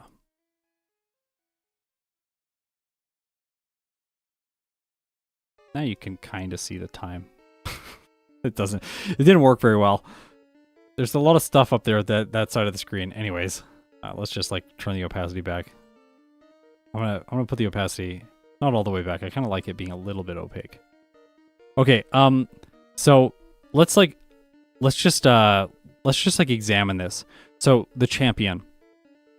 What would make this easier? It would make it easier if we two-shot the Magneton consistently. It would make it easier if we could... We're never going to one-shot the Sandslash. It would make it easier if we could four-shot the Executor. One-shot the Cloyster. Those are the things that'll make it easier. So if we add candies, by the way, up here in the top corner, I'm not showing my cursor. I need to show my cursor. So here, in the top corner, you can add pre-fight candies to change your level. So if I add one candy, you're going to notice all the damage ranges change because it's recalculating for one level higher. So I'm going to add candies to up to the next damage running threshold, level 63, and then we're going to examine. So now it has dramatically changed the Cloyster damage range, about 40% increase on the chance to two-hit. Not much change on the Magneton, but a significant amount of change on the Executor too. I think we really start getting to a different level of consistency when we get to level 65 with Gastly, because while we haven't really changed the damage ranges against the Magneton, we are going to four-hit probably the Executor, like it's very close there, and we are going to one-shot the Cloyster. So that is more consistent, but like, we don't really need consistency against the Executor. It's not going to knock us out, and the Cloyster is not that scary. We're really only worried about... So, like, essentially, 5 more levels changes 2 Pokemon that we're less worried about. It doesn't help against the Pokemon we are worried about. Which is why I'm resisting a little bit the urge to just, like, level more. Because I feel like I'd have to go, like, 8 to 10 levels higher, and then we just tank Gastly's time.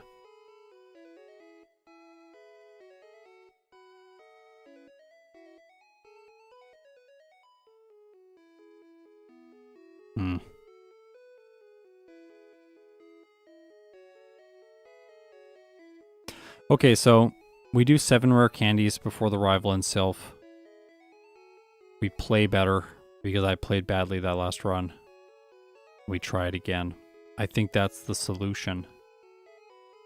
The rival here on Route 22. Is there anything that we can do to make this fight easier? What are my ranges with Slash here? 2 hit on the Kadabra. Does a lot. It only knocks me out with Psychic though if it crits. I have like 17% health to spare. I'm gonna 3-hit the Magneton, of course.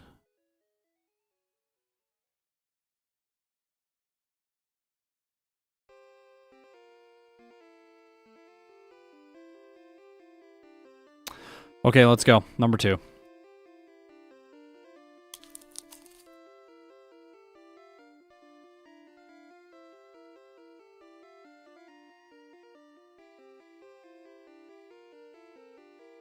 This is Gastly. Oh, wait. I'm jumping the gun there. We gotta set up a new route for ourselves.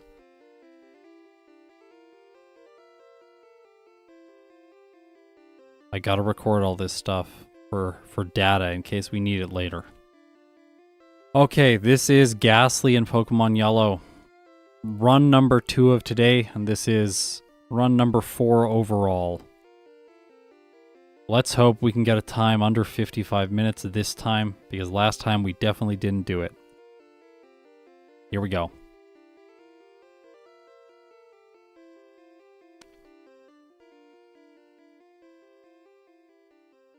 Okay. Ah! My play there was absolutely horrendous. We're just gonna reset that. It was like 5 seconds. That's better. A little slow on the rival, it's okay. There we go. That's the overworld motion that I want. Okay.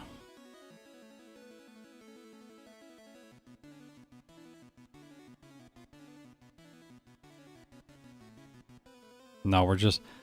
we gotta go with the... We'll go with the name P. Because for P for poker, but 1 character. Okay, come on, let's go.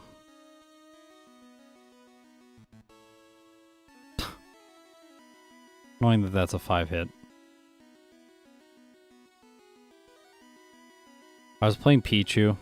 I started naming it different letters just so I didn't have to stare at the same letter for like 4 hours.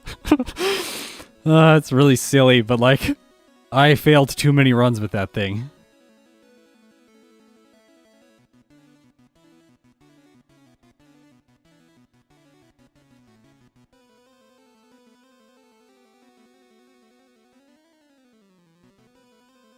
Okay, come on, come on, come on, let's do this. Come on, Gastly. Come on. It's Halloween. You're a ghost. You're supposed to be great at this game. Let's prove everyone right. Right? Come on, Gastly. You can do it. Can you be the only... Can you be the only first stage Pokemon in the S tier? I think you can. Let's go. I'm giving it encouragement. It needs it. No, are you kidding me? Terrible. Terrible luck. Oh no. Yeah, I've been thinking about doing Light Ball Pikachu in Crystal. Not this year, but maybe next year. I don't... On principle alone, I do not want to do a Pikachu video every year. The last 2 years I did a Pikachu video. So this year, no Pikachu video.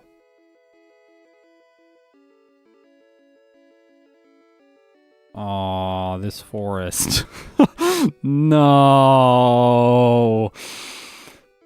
This is a terrible forest.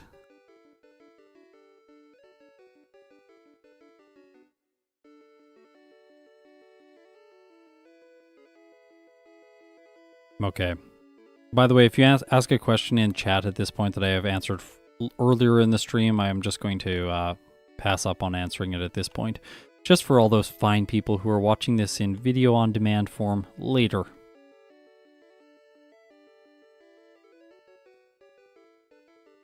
Okay, Brock. We should be fine.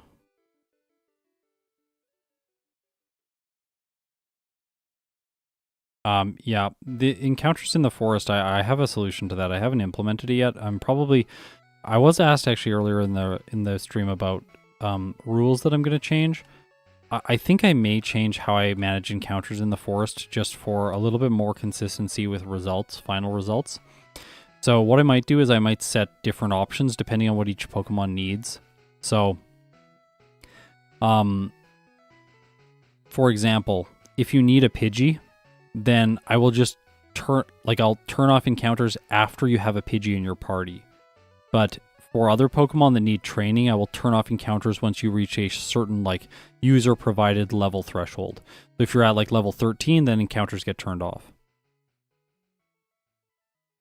Yeah, I also have a script that forces Pidgey as the first encounter. That I hate. The wrap hits you and doesn't do anything but just wastes time. So frustrating. There's okay, it's we can talk about this. In general though, it's really hard to get a sense for what the right choice is because everything is diverging from what the game is designed to be. Because the game is designed to just be an RNG engine in those locations where it's always going to be slightly different. And while we can eliminate some RNG from all the Pokemon's results, it does asymmetrically impact some Pokemon, which is a little bit not confusing. I'm about to confuse this thing, but it's a little bit frustrating. The thing is if you have a Pokemon like Slowpoke, going through the forest is actually slower than with other Pokemon because you can get trapped in battles where you can't escape. That is definitely one of the edge cases. There aren't a lot of Pokemon like that, probably just Slowpoke now that I think about it. Overall though, I think that the better solution is just turning off encounters and ranking Pokemon that way. Rank Pokemon what they need for their best case scenario in the early game and then discard other results. I have limited time as a human being, so I want to make sure that my time is going towards interesting things, and my solution right now is very much an imperfect solution, but it's getting the job done. So I'll keep reflecting on it and decide later if that's going to be an implementation that I do. I currently do not route to have no encounters in the forest. Route 1, Route 3, Route 6. Where else? Mount Moon.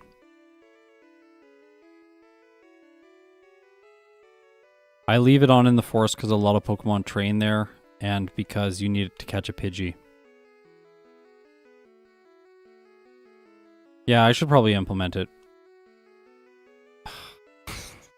Like, no damage, but like all this wasted time. You have to click slowly so you don't accidentally Nightshade again when you don't want to. Ah, stop. Let's go. I had to save Nightshades for this thing. Kind of annoying. Because now I have to knock this thing out. Hey, I got Parafusion though, that's nice. Nice that I get to use it for once. Normally I'm the one dying to this strat. Could you swap? No, I don't want to do that. See, like, that's changing too much about the game. We get into this slippery slope. That's why I think for a very long time on all these changes. Like, I could just add an NPC that gives you a Pidgey. Like, that's totally available as well. But, I don't want to do that. I may at some point create, like, Pokemon Yellow Solo Run Edition. And then it'll have a whole bunch of stuff like this quality of life changes that allow us to accurately rank every Pokemon and remove all of the other RNG and stuff like that. Like one change that I would make to that ROM is just like have every route have a path through it where there's no grass. So you can just you can always walk through a very fast path with no grass. And then like have a person that gives you every single HM user that you would need throughout the playthrough at different points throughout the playthrough.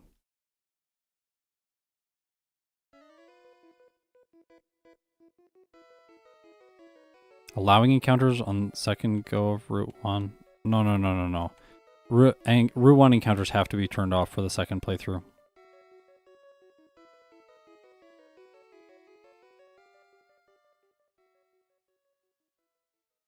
Technically, RNG manips are banned, like saving on certain tiles and then resetting and stuff like that.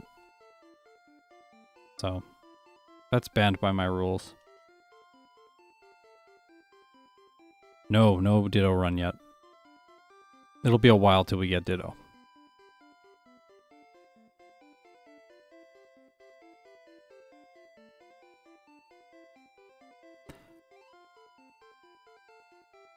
No, I would not ban Sand Attack. Sand Attack is fine. It's just annoying, but it's fine. See, like, but Sand Attack is like, see, like this annoyance. Oh, what am I doing? I'm like trying to chip it down with like a little bit while I'm talking. I really don't want to use a Nightshade. Don't make me use the Nightshade. Thank you. Oh gosh. Really bad first run. Or second run. Like, okay, so like, RNG in battle should not be changed. Because you have to play around the RNG in the battle with the specific Pokemon that you have. The only RNG that should be touched is overworld RNG. Nothing in battle should be changed. And the only RNG that should be changed in the overworld is RNG that is not related to the Pokemon you're running. So like the Safari Zone should never have encounters turned off. That distorts results. The mansion should never have encounters turned off.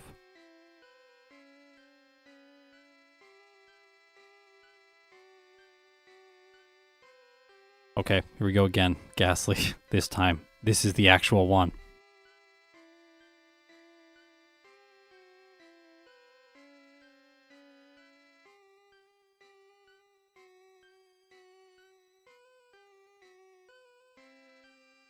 Okay.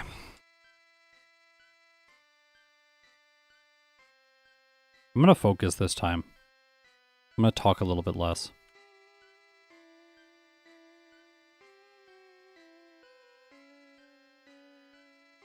Apologies to everyone who's here to hear me talk nonstop.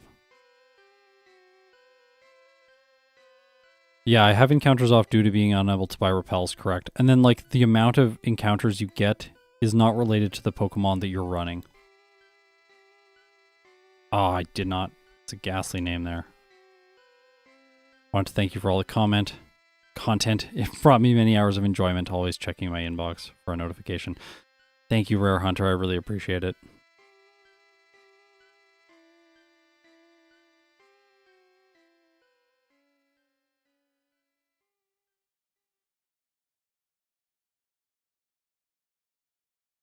Kakuna is a special Pokemon. I have to talk about it later in a video. I can't talk about it right now. It's too complicated. There's a lot going on. It's really hilarious. In the future. Let's go.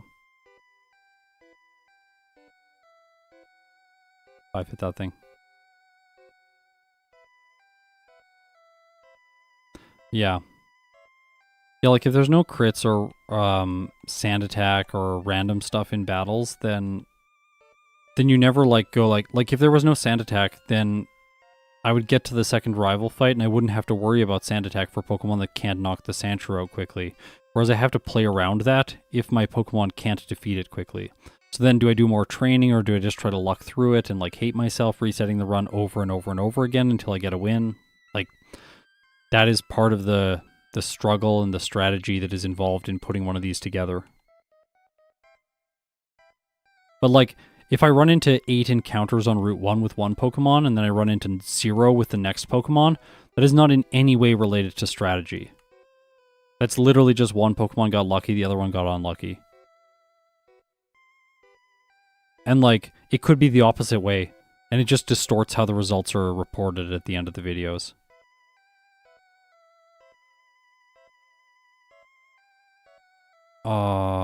First tile.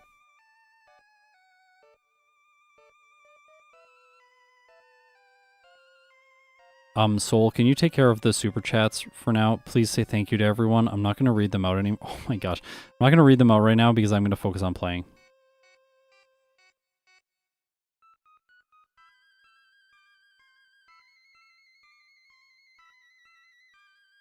Let's go.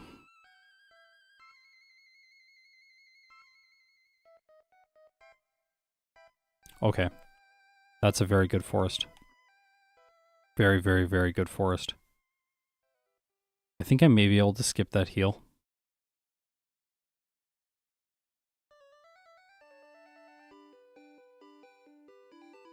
Let this be it, please.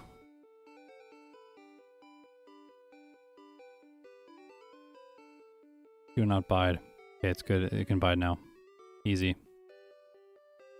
This is really good. 2 minute and 54 second Brock split. We got a heal here. How many did I use? I used 8 Nightshades. So yes, I can skip the heal when I enter Pewter City.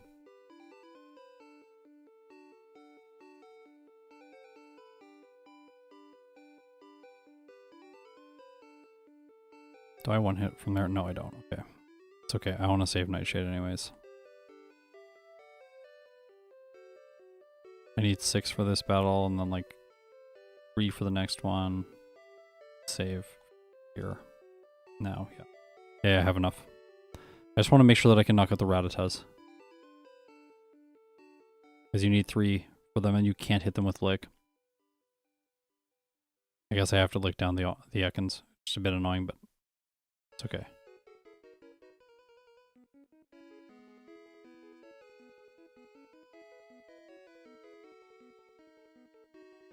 Go. Okay, 1 PP left. Tangela run, please, no. I did one a long time ago. Go watch it if you want to see the pain. I think it is the worst fully evolved Pokemon in the game. Am I wrong? What's worse? There's going to be something that's... Ditto, okay, Ditto, yeah. But, I think Tangela is the worst, other than Ditto. Sadly, it should be good, too. If they'd given it Vine Whip as a starting move, and Tangela of any Pokemon should learn Vine Whip. If they had given it Vine Whip, it would have been amazing.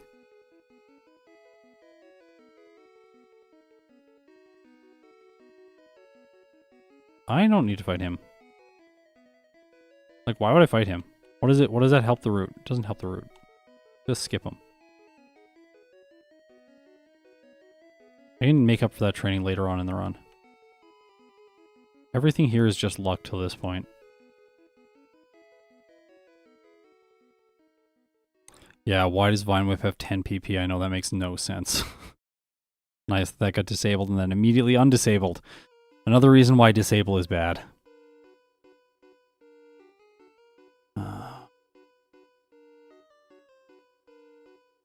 Just save Nightshade PP again. When you can. Switch moves. Use Lick. Except when it's a normal type.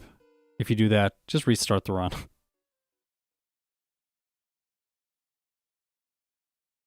Okay. More Nightshades this time, so this battle is even faster. Overall, better RNG. Like, the pace for this run is so much better than the previous one. I'm really feeling good about it. Now we're going to have a reset to the rival on Nugget Bridge or something. Please, no. I'm not going to save for him. If we reset, I'll just restart. So, like, if you save, you're implying that you will take the reset. And in this case, I will not take the reset, so why would I save? If you use a healing item and then go into the fight without saving, you're implying you want the best possible odds. If you do both, you'll take the reset and you want good odds. Like, this thing can't do anything. Oh, it did a lot. Never mind.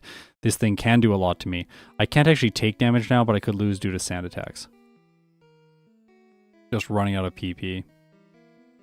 Now we're going to win. Got it. Good. Yeah, wow. That's a 6 minute and 37 rival 2 split. Not bad. By the way, I figured out that I can fight this guy and knock his Pokemon out and then go back and heal, and it's like pretty much the same walk time, and I get more PP for the end of the route. So that's why I'm doing this. I figured that out in the first run. I don't think I mentioned it though. Talk to the sign twice. No one saw that. I'm amazing. Believe it. Have you ever seen a mistake in my video? No, no one has. My videos are completely infallible. As am I. Okay. For those of you, this is sarcasm. I'm sure I would struggle with that if I was on your side of things, so sarcasm.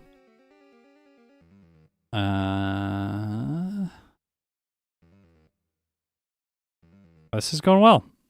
This is going well. Not bad, not bad. Pidgey? Pidgey, come on. Thank you, Austin. Do not. I almost licked it. It was on like the tiniest amount of health, and I'm like, right now, do lick. Like, no, do not lick. Indecision there.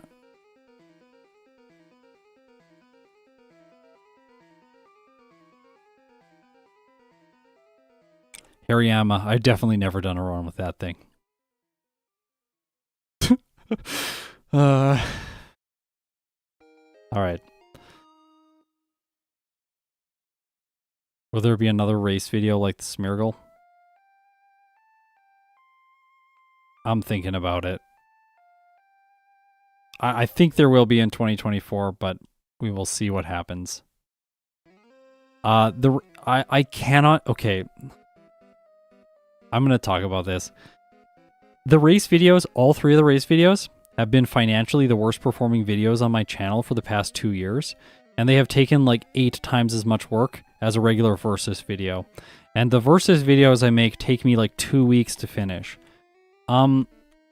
It's like, I love doing them, but I'm at the point now where I'm like questioning if perhaps there is viability. I really want to make them. I want to figure out how to make them and like have a great time. I have to backtrack, by the way. Oh no, I have the elixir bar. Okay. I want to make them. They're fun. They take a lot out of me emotionally, and energetically. Like, it's like 2 weeks of really intense work where I basically, like, I can't do anything else. My wife doesn't see me. I play so many attempts. There's lots of frustration involved. And then I really feel like I have to produce an excellent video for all the people who submitted footage. I will do it again. There's some technical stuff that we're trying to work on behind the scenes, and Snowy is an absolutely amazing programmer. They've been working on some really cool stuff. And if that stuff comes to fruition in the next year, then I can do another race video. But like, for example, this time, the Smeargle race, I spent 10 hours the Monday after everyone submitted their footage. I spent 10 hours going through emails, downloading footage. 10 hours. That was it. My whole day was just downloading footage. That is not my favorite way to spend time.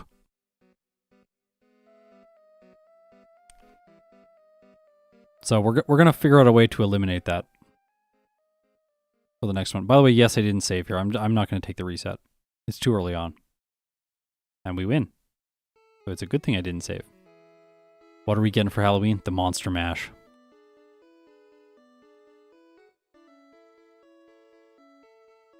If I finish it. This stream is kind of a bad idea. I told people I was going to do it, so now I have to do it. But, like, I really should be working on the video for tomorrow. My video editor is already done with it, so it's just waiting for me, and I'm like, there's a lot to do. It's my longest video ever, by the way. No, please. Please, do not. Yeah, no. Oh, yes. That was so close. I cannot believe I got through that fight.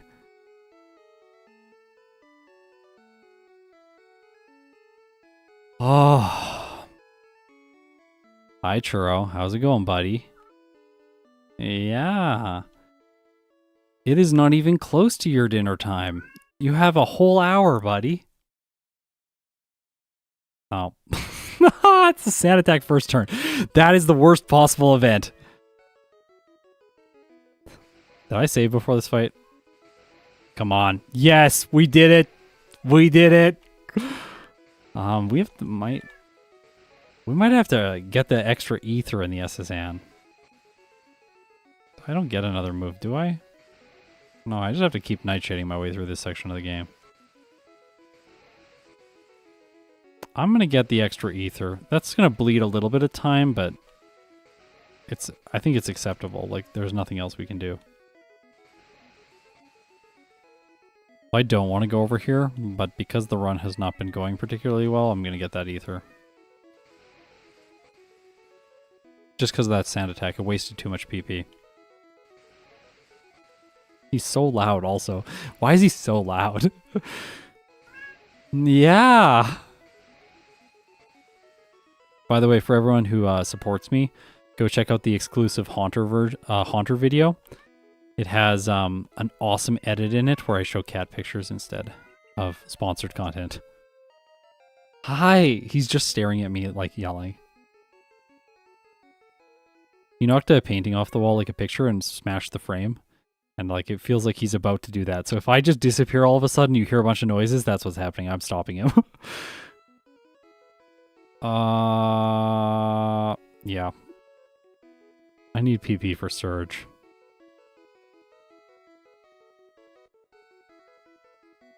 He's asking so nicely. I know. I give him so many pets, don't worry.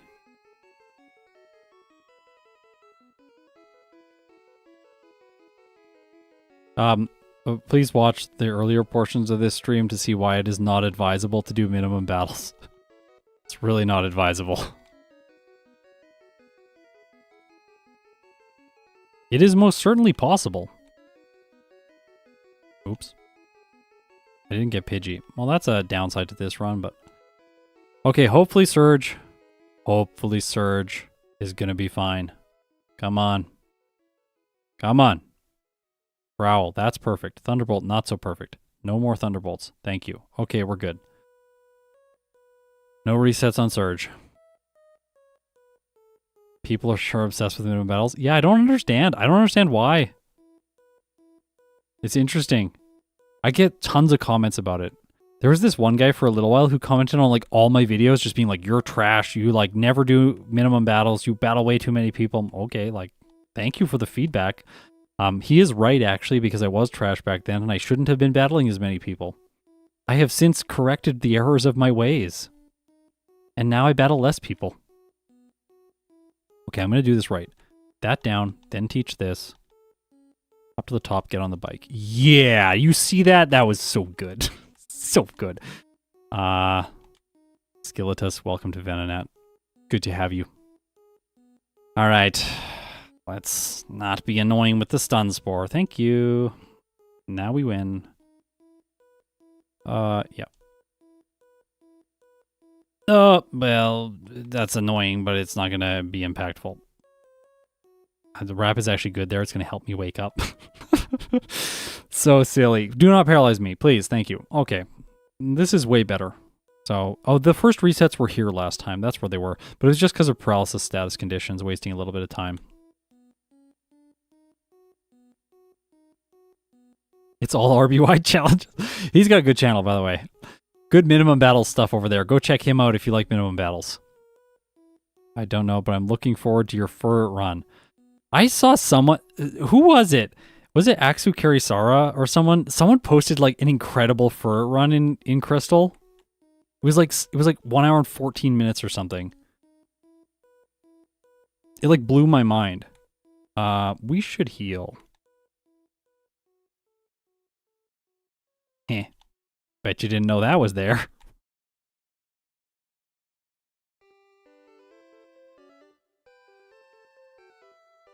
I don't want to waste steps. Because I put on the repel. Oh, I didn't save. Okay. We gotta get lucky. Please. Please. Okay. Whew. We're gonna be good. We're gonna be good. Yeah, we made it.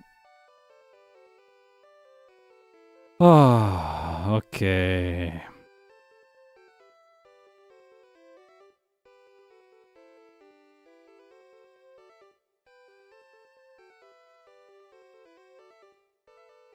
Oops.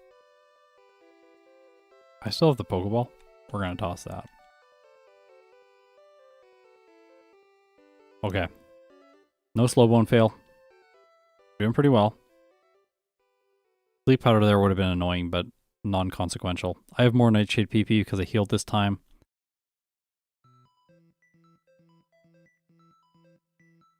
Where are you? Did I not use... Wait, what? Oh my gosh, I didn't use Repel. I'm so lucky I didn't get encounters. I'm so lucky. Cannot believe that, actually. Oh. Can you remove evolution event triggers? No. I talked about that earlier in the stream. I'm not going to remove it. There's like a slippery slope of like I'm changing too much about the game, and that starts to get to the point where I change too much. It is a disadvantage of playing a first stage Pokemon. If you want to beat the whole game with it, you have to cancel the evolution. It's Pokemon dependent. It is not random. I personally do not mind spamming B for an extra couple seconds. Oh, no! Stop it. Stop putting me to sleep. I wanted Thunderbolt. Have you ever accidentally... Yeah, I said in my... only once in my Psyduck video. There are no Everstones in Generation 1.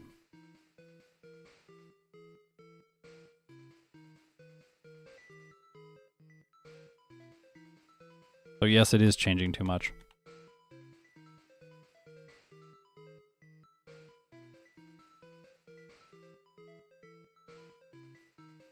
Oh, Smiley Rat. That's a good idea. I can't believe I haven't thought of that. It's like one of every encounter from that route or something, so you see how every Pokemon deals with each encounter. That's really interesting. That is possible. I'll think about that more. Neat idea. There are no Everstones in Gen 1. And I allow held items, so Everstones are totally fine in Generation 2.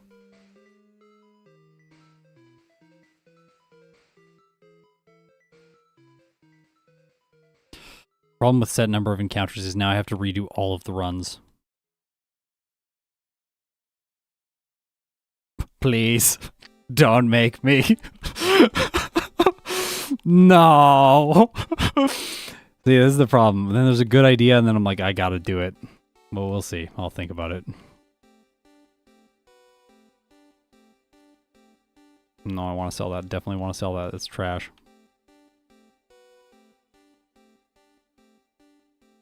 Oh, I need Great Balls. Don't buy Super Potions. I did that once before instead of Super Repels. That's a way to kill a run real quick.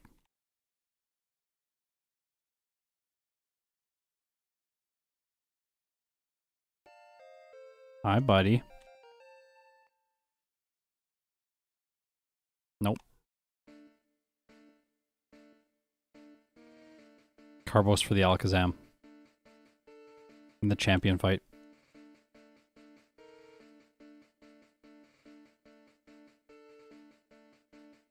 Come on, Doduo. Okay, that is perfect.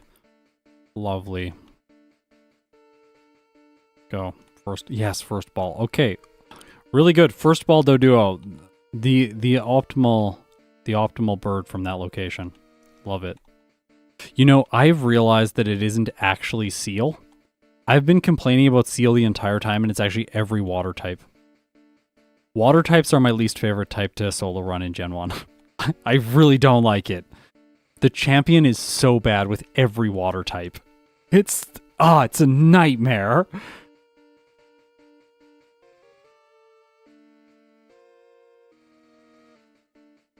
Everyone thinks that water types are amazing, and like they're pretty good, but I honestly prefer playing fire and electric types just because I know that I set my expectations low with those ones. Whereas with water types, I'm like, wow, it's gonna be amazing. And then when it gets to the champion and Magneton just knocks them out like 8 times, I'm like, oh, that doesn't feel good. Because I was expecting greatness.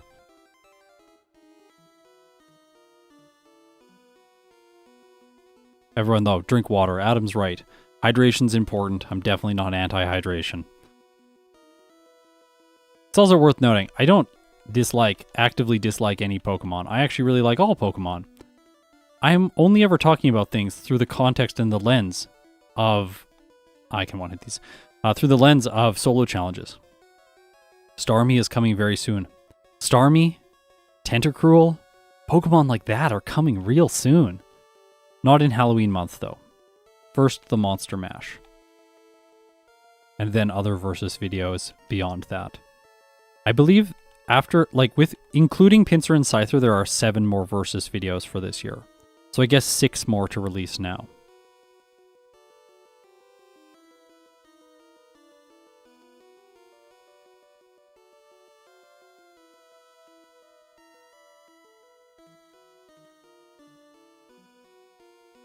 Why does coming soon feel ominous? Because I'm playing a ghost.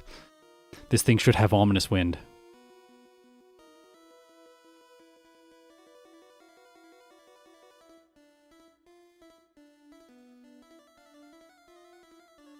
The very last Pokemon I'll do in Pokemon Yellow is Mewtwo.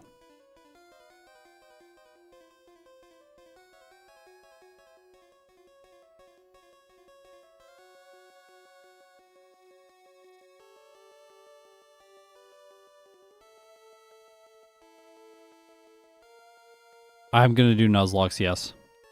I've done 2 already on the channel. For the longest time, I have intended to do 1 a month.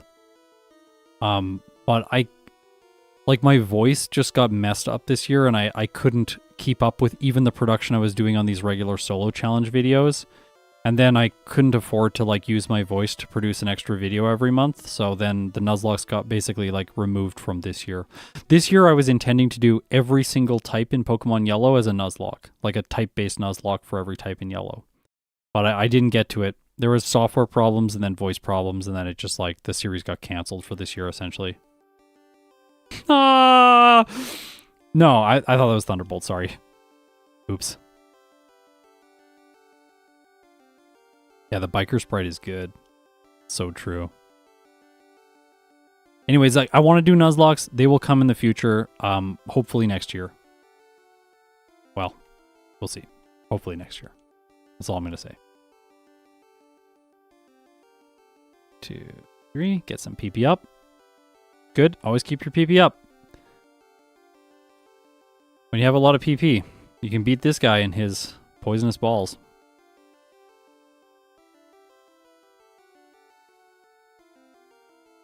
Why aren't the Nidorans included on the tier list? Because I haven't done second playthroughs with them. I only did first playthroughs for the Van Man collaboration, last year.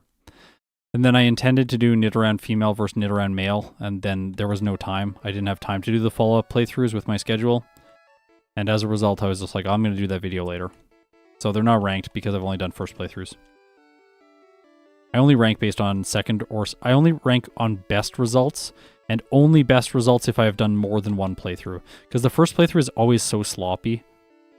I have ADHD, and it's really hard for me to stay focused and play really well, and research and stuff is also It's like one of my least favorite things in the world. So I prefer the first playthrough to kind of be like an exploratory research playthrough. It's all about the storyline and figuring things out. And then after that, it's like, then I try and dial things in and get a little bit more like scientific. Really didn't want to pick up that that protein, but we have it now. Let's go to Erica. I'm not reading chat very much, sorry. I missed the Van Man uploads too. He was here in chat earlier today.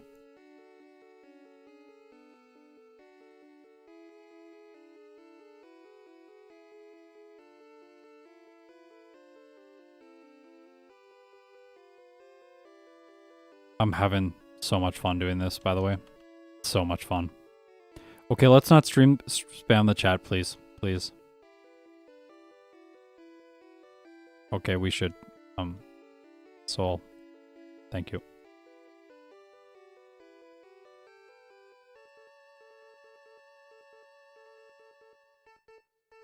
Okay, I think it's time for a small timeout. We will come back from timeout and reconsider the spam. Okay, Erica's easy. Please, yeah, they're hidden. Okay, don't spam. Thank you, please. No spam. We everyone else has to have a good time. We can't have the same message over and over and over again. Soul is the moderator. Soul is also Serena Vale, who does all the channel art. Despite what some people think, totally not my wife. I know how I phrased that in a very bad way to convince you. I'm 100% serious.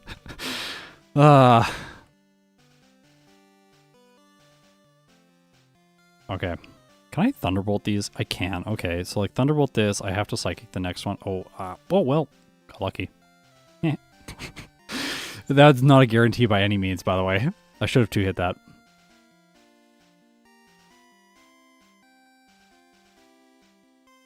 I don't think I fight that guy.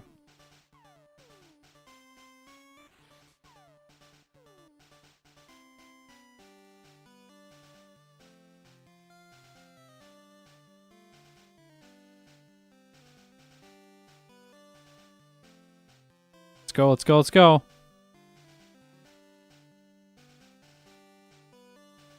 Oh, gosh. See? Don't pick up the protein. Protein bad. Just use it and get this. The Hyper Potion is better, which is hilarious. So we're going to use 7 more candies now. 1, 2, 3, 4, 5, 6. This is thrilling content. 7. Thank you all for sticking around through it. All right, Rival, please, please, please do not ruin things for me. 2 hit this, don't sand attack. Ha, crit, yes. Okay, 1 hit that. Just tank the damage from the Magneton. Thundershock. Ah! I hate Magneton so much.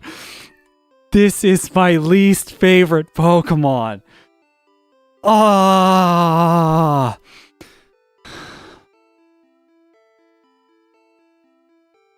Okay. Again. Thank you. Okay, that's what we needed. Yes! Ah. Alright, we're good. We made it. Unless we get, like, crit here or something. Or now we're good. Alright, sweet. Okay, that was much better than last time. Oh, Magneton. Oh, gosh. We do need, we need, okay, we need an evil Magneton art. Like, it's got, like, red eyes and, like, I don't know. We have to make it look as evil as possible. Like, the Sandslash is annoying, and I do understand that the Sandslash is really bad. It frustrates me in so many playthroughs, but I have to say the Magneton is definitely starting to eclipse it in terms of overall frustration. The number of times that it just, like, it immediately goes for Thundershock and just paralyzes you, and you're like, that's why I use Hypnosis. Just because I want to put this thing to sleep so it never attacks me. It feels so much better when it just never gets to do anything. Give it a monocle? Yes! Yes! a monocle and like a hook hand. Captain Hook. Give it all the like evil person things. Magneton versus Sandslash. That's actually funny. Yes. Whoa. Magneton heard you talking bad about electric types. Yeah, I know. No. Okay. Whew. That's why you pick up the Hyper Potion that I said before is good. Oh, I need to use that Carbos. Okay. Let's go, let's go, let's go, let's go. Scott in a smooth, fast run with no resets. Yes!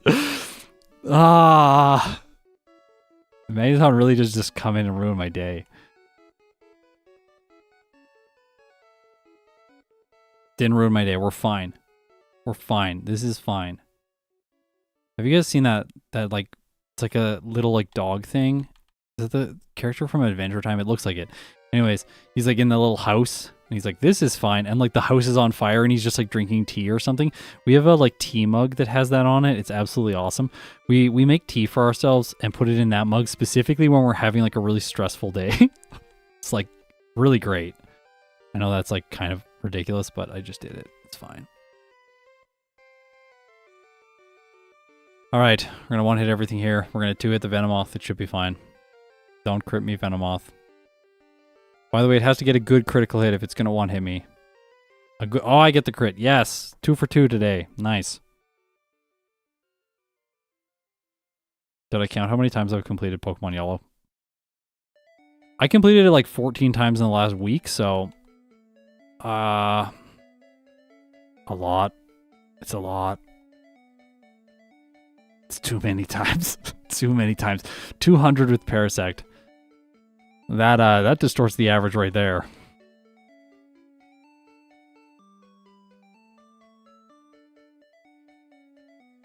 Let's go. Let's go. Again, I'm not reading chat that much. I'm trying to focus. I want to get good results. The last playthrough was extremely painful. We had 32 resets. I do play new generation, and right then I look at the chat. Yeah, what am I doing? I do play the new generation Pokemon games. Although, I got really into Generation 6 and Generation 7, but Generation 8 and Generation 9 have just not hit the same way for me. Like, they're fun games. I played them, but I don't know if I'm going to go back and replay them, like, a bunch. Whereas I replayed Generation 7 a lot, and that's, like, despite all the cutscenes. Okay. Oh yeah, I take on Sabrina now. It's just never fun. This is just the paralyzed heal or something. Yeah, these are useless now.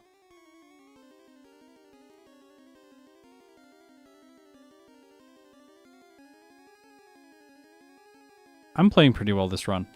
There's no like mistakes here that I'm like, I feel really upset about. There's always little things that go wrong, but like a pathing in maps and stuff like that.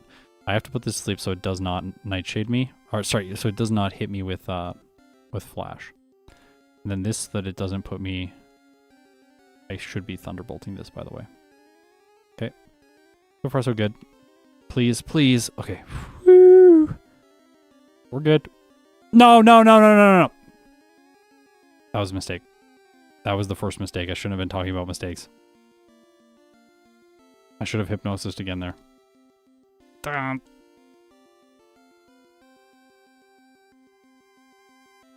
Definitely just reset if it flashes you. It's not worth fighting it out. Like, you struggle against the Alakazam, and it's like, it's very close, and then it just, like, hits you with Psywave and knocks you out, and you're like, oh, I should not have done that fight. It actually doesn't matter. Thunderbolt or Nightshade is fine here. Well, come on. Stay asleep. Just stay asleep. Thank you. Okay, we did it. Losing against Sabrina isn't a huge time bleed, so it's never the worst thing in the world. She doesn't have too many Pokemon, and the fight is usually quite quick. Okay, Blaine was brutal last time, but we lucked through. So hopefully we can luck through again. Because Gastly's playthrough is basically just all luck. Come on. Stay focused. Stay focused.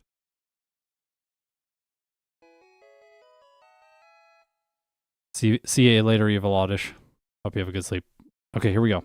Ninetales. Hypnos. Good special drop. That's perfect. The Rapidash isn't very good, so I'm just going to attack it. Yeah, like it growls me, like, okay, sure. Don't miss. Don't want to miss on the Arcanine. Come on, special drop me. Okay, we're good. Alright, Blaine wasn't that bad. The miss on the Arcanine on turn 1 was a little bit scary because I got hit by Fire Blast, but overall not that bad. Okay, now please, please don't give me really bad Doug Trio luck against Giovanni. If I get bad Doug Trio luck here, I'm going to be so sad. Just let it go for Fissure like 2 times in a row, please. That's what I want. Which would I prefer? Gastly Evolution or the Abra Evolution? I like the Abra line is way better. But to be fair, like overall, like I prefer the Abra line more. But like in Pokemon Yellow, the Gastly line is far superior. Go look at Alakazam's starting level, like starting moves. It has Teleport and Kinesis. So it comes out of the gate with like a 20-minute Brock split. It's like the saddest thing ever. It's such a beast otherwise.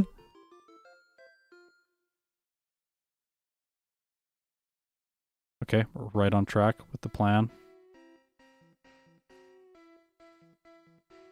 Oh, mistake. Small mistake, but mistake nonetheless.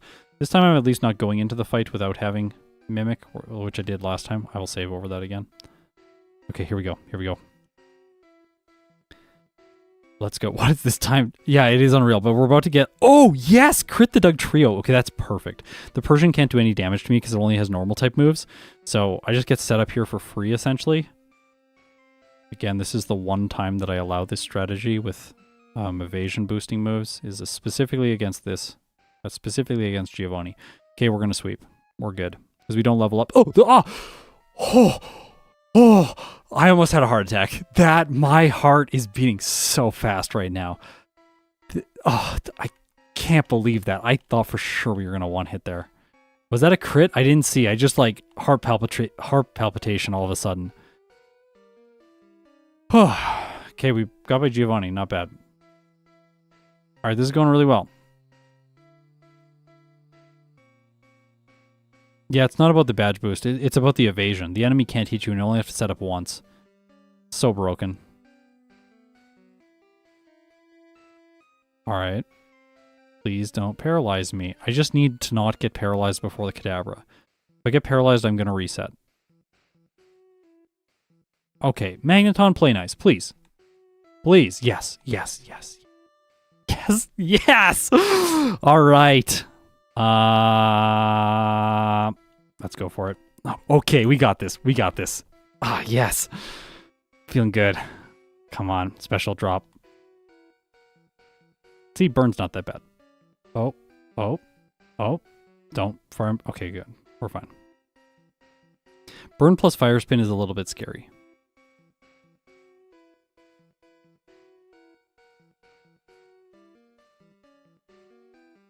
Hi, buddy. It is getting close to your feeding time.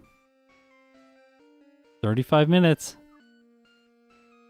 I saw a TikTok of a man showing a cat a clock, and then he was explaining, "Don't you see this? Don't you see this hand? When this hand gets here, then you can start asking for food." It's really funny.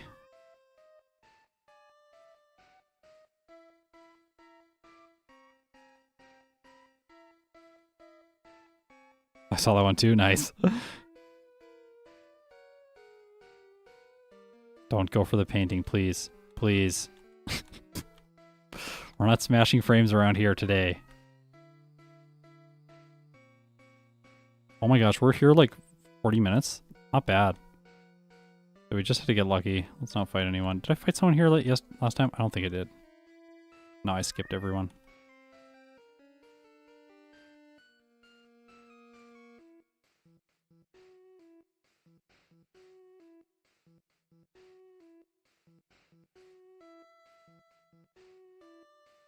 Okay, come on. Come on. Churro never has the brain cell.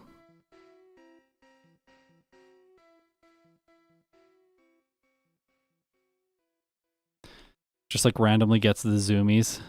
Like, and then he just like runs off. It's like, what is he doing? So funny. I never thought I would like having cats, but I love having cats. It was like a debate with my wife and I.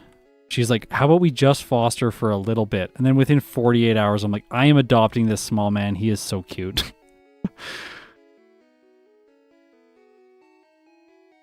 Okay. Come on, League. Let's go. Let's go. We got this. Ah, Lorelei. All right, Dugong. Thunderbolt. Rest. Yep. As expected. We didn't get crit by Aurora Beam or anything, so that's good. Thunderbolt to Cloister. One hit. Good. Hypnosis. Nope. That's bad. Nope. Hypnosis. There we go. Thank you. It's like scary against the slow, bro. Please let me set up. Thank you. Okay. I think we've done it. Unless we crit. Don't crit. Don't crit. Didn't crit. We win. Okay. Pretty good. Okay, remember, we can lose here, so we don't play cocky. You have to play conservative here. Just be really careful. Really careful. Heal. Save. Okay, by the way. Tomorrow. Save in Bruno's chamber. Tomorrow, you will understand. Save in Bruno's chamber. Always. Okay. We win.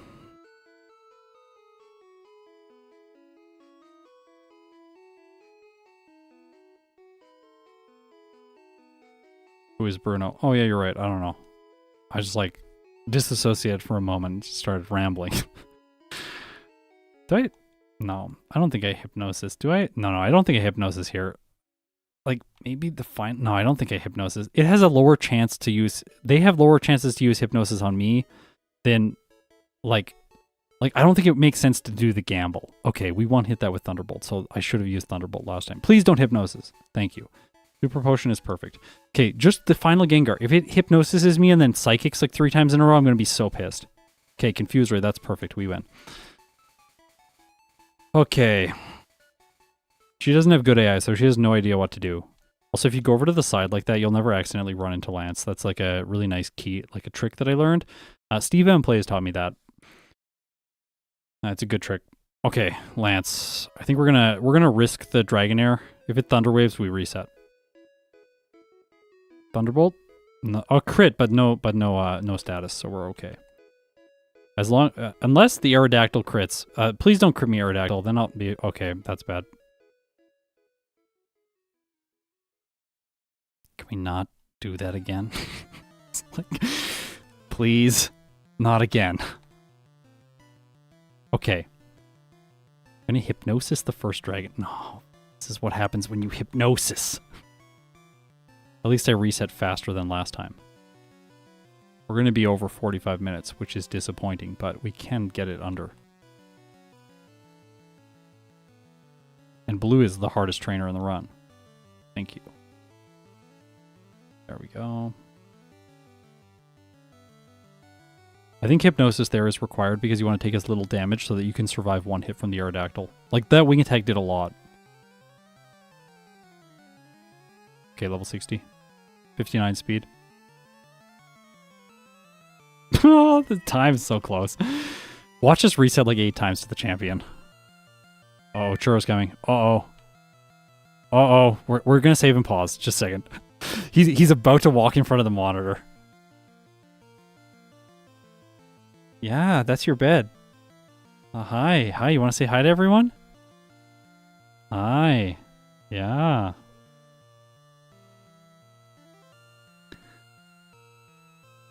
Hi, buddy. How's it going? He's just staring at me. Okay. Here we go again. Let's take on the champion. Alright. We have to hit Hypnosis on the Sandslash. It must be done. Yes. No. Yes. Good. Stay. And then we will Hypnosis the Alakazam. With the outspeed this time. Please? Nope. That's bad. Probably a loss. No, not a loss. Okay, a loss. Trope. No. No, no, no, no. No. Okay, you gotta go down on the floor. Ah! Okay. We're good, we're good, we're good. Yeah, animations automatically get turned on against the champion. There's no way to turn them off.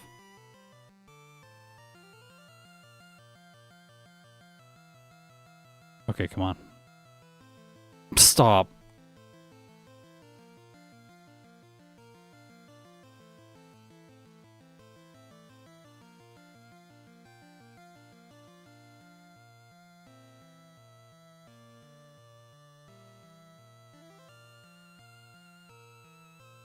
Hey, the crit there is nice.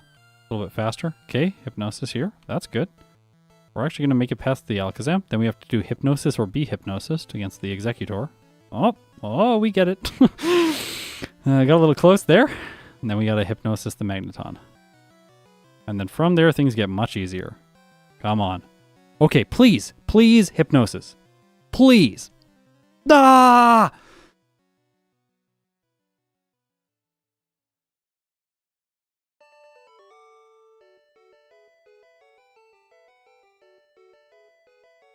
I hate that thing. It's so frustrating. Okay, come on.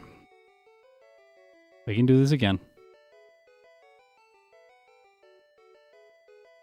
Yeah, this is all going well. This is going well. Imagine if Gastly got Sleep Powder. This thing would be so busted. Because we wouldn't have to do things like this. And of course, you can just level up more and not have these problems, but like, then Gastly sacrifices all of its potential. Yes, okay, we got the Hypnosis on the Magneton. Come on. Come on, just don't wake up. Don't wake up. Yes, we did it. Okay, I think we did it. No freeze. Oh, yes, good. Okay, we're in. We won. The Flareon is only going to use Reflect, so we can just spam any move that attacks and it will eventually get knocked out. Okay. There we go. Final time, or this run's time for Gastly, 47 minutes and 28 seconds with 8 resets at level 62. This is a game time of roughly 2 hours and 55 minutes. We'll see when it shows up in the champion fight. He's scratching the garbage can right now. He's like, feed me. I'm wasting away. Father. Okay, 2 hours and 54 minutes, so a little bit better than I thought it was going to be. All right, not bad. Honestly, this is like a decent time. My fastest before was 55 minutes and some, like 55 and like 58 seconds or something like that. Let me bring up the spreadsheet. I'll figure out exactly what it was before. This is a major improvement. Okay, never mind. My previous Gastly time was 53 minutes and 54 seconds. There's major improvements that I've done today. It's still not great. So like, this is the kind of run where, like, yeah, I still have lots to do. That is the most, like, true statement ever. In terms of, Gastly. I think that you can all see that as long as the speed is faster than the Alakazam, there is the possibility for this run to go very well. Like, minimum battles throughout the entire run. You can, or, like, fairly minimum until you, like, whatever you need for the speed. Plus Carbos. Then you can just Hypnosis everything and just win. And it's possible. I think because my voice, I'm feeling a little bit tired. I think I'm going to end the stream there today without doing a third run. I'm pretty happy with this time, so I am going to rank Gastly with this time for now. Maybe in the future I'll come back and try and get more RNG and better luck with it. Like sub 45 is absolutely possible, but we're starting to split a few hairs if we're like trying to get that time. It is less consistent than Haunter because it dies to more things. Haunter's time right now is 43 minutes and 44 seconds. I definitely can get Haunter's time lower as well. I can also get Gengar's time lower, but that is true for every Pokemon in the tier list. I don't think there is a single Pokemon right now that I don't think I can get the time lower with. There are a few that I'm like, I don't know if I want to try like Parasect. I don't think I will ever try Parasect again. But yeah. Alakazam is not currently ranked. No, it's going to be like B tier, I think. I think Alakazam will be B tier. I think it'll get a time like 51 minutes. That's my estimation for Alakazam right now. And I might be wrong. Maybe it's like a 46-minute time or something like that. I think it's like, if Alakazam gets a sub 45-minute time, I will be incredibly impressed.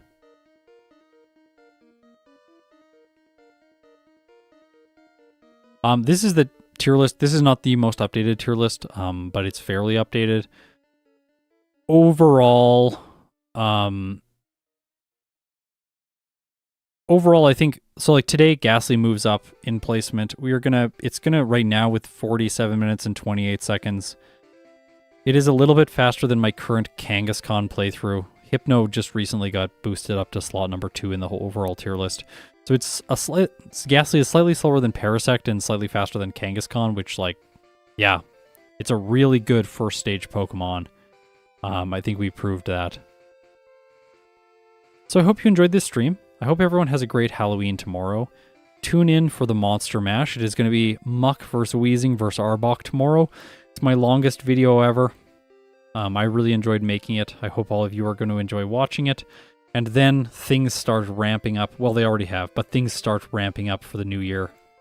For the end of the year, because in November, we're going to have a lot of videos, and then we're going to have even more in December. Before we close things out, let's do one last thing. We're going to watch the credits, then we're going to go fight Oak. I'll get some water. I'll spill water all on myself, I guess. Good job. Ah, no. Spilled more on myself. Wow, this is amazing.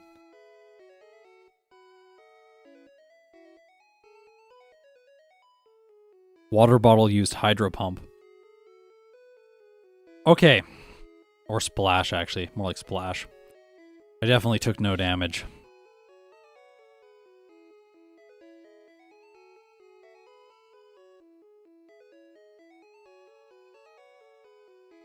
Which Oak should we fight? Blastoise, Venusaur, or Charizard? Alright, we gotta actually get the right one. It's gonna be hard. That's some save states here. Let's just fight this one. Who is he? Blastoise. Yeah, we're gonna fight Blastoise. Wait, Charizard, Blastoise. This one's Charizard. Okay. We're going to fight Oak. Here's Gastly against Professor Oak. This thing cannot hit me at all. That's hilarious. Can lower my defense. And then this thing can only hit me with Hypnosis. So let's just Hypnosis or be Hypnosed. Maybe Steel Stomp and then attack it with Stomp. I don't know if that's better. Is that better? That's better. Aye. We can also flinch it if it wakes up. What if I stole Hypnosis and I had 2 Hypnosises on my set? I feel like that's the most thematic moveset. I should go back and do that. By the way, you can do that. The game will allow you. We're going to go Thunderbolt. I think I'll survive a Flamethrower. I will not survive a Flamethrower. Okay, we're doing the double Hypnosis play. It's the only way. The only way.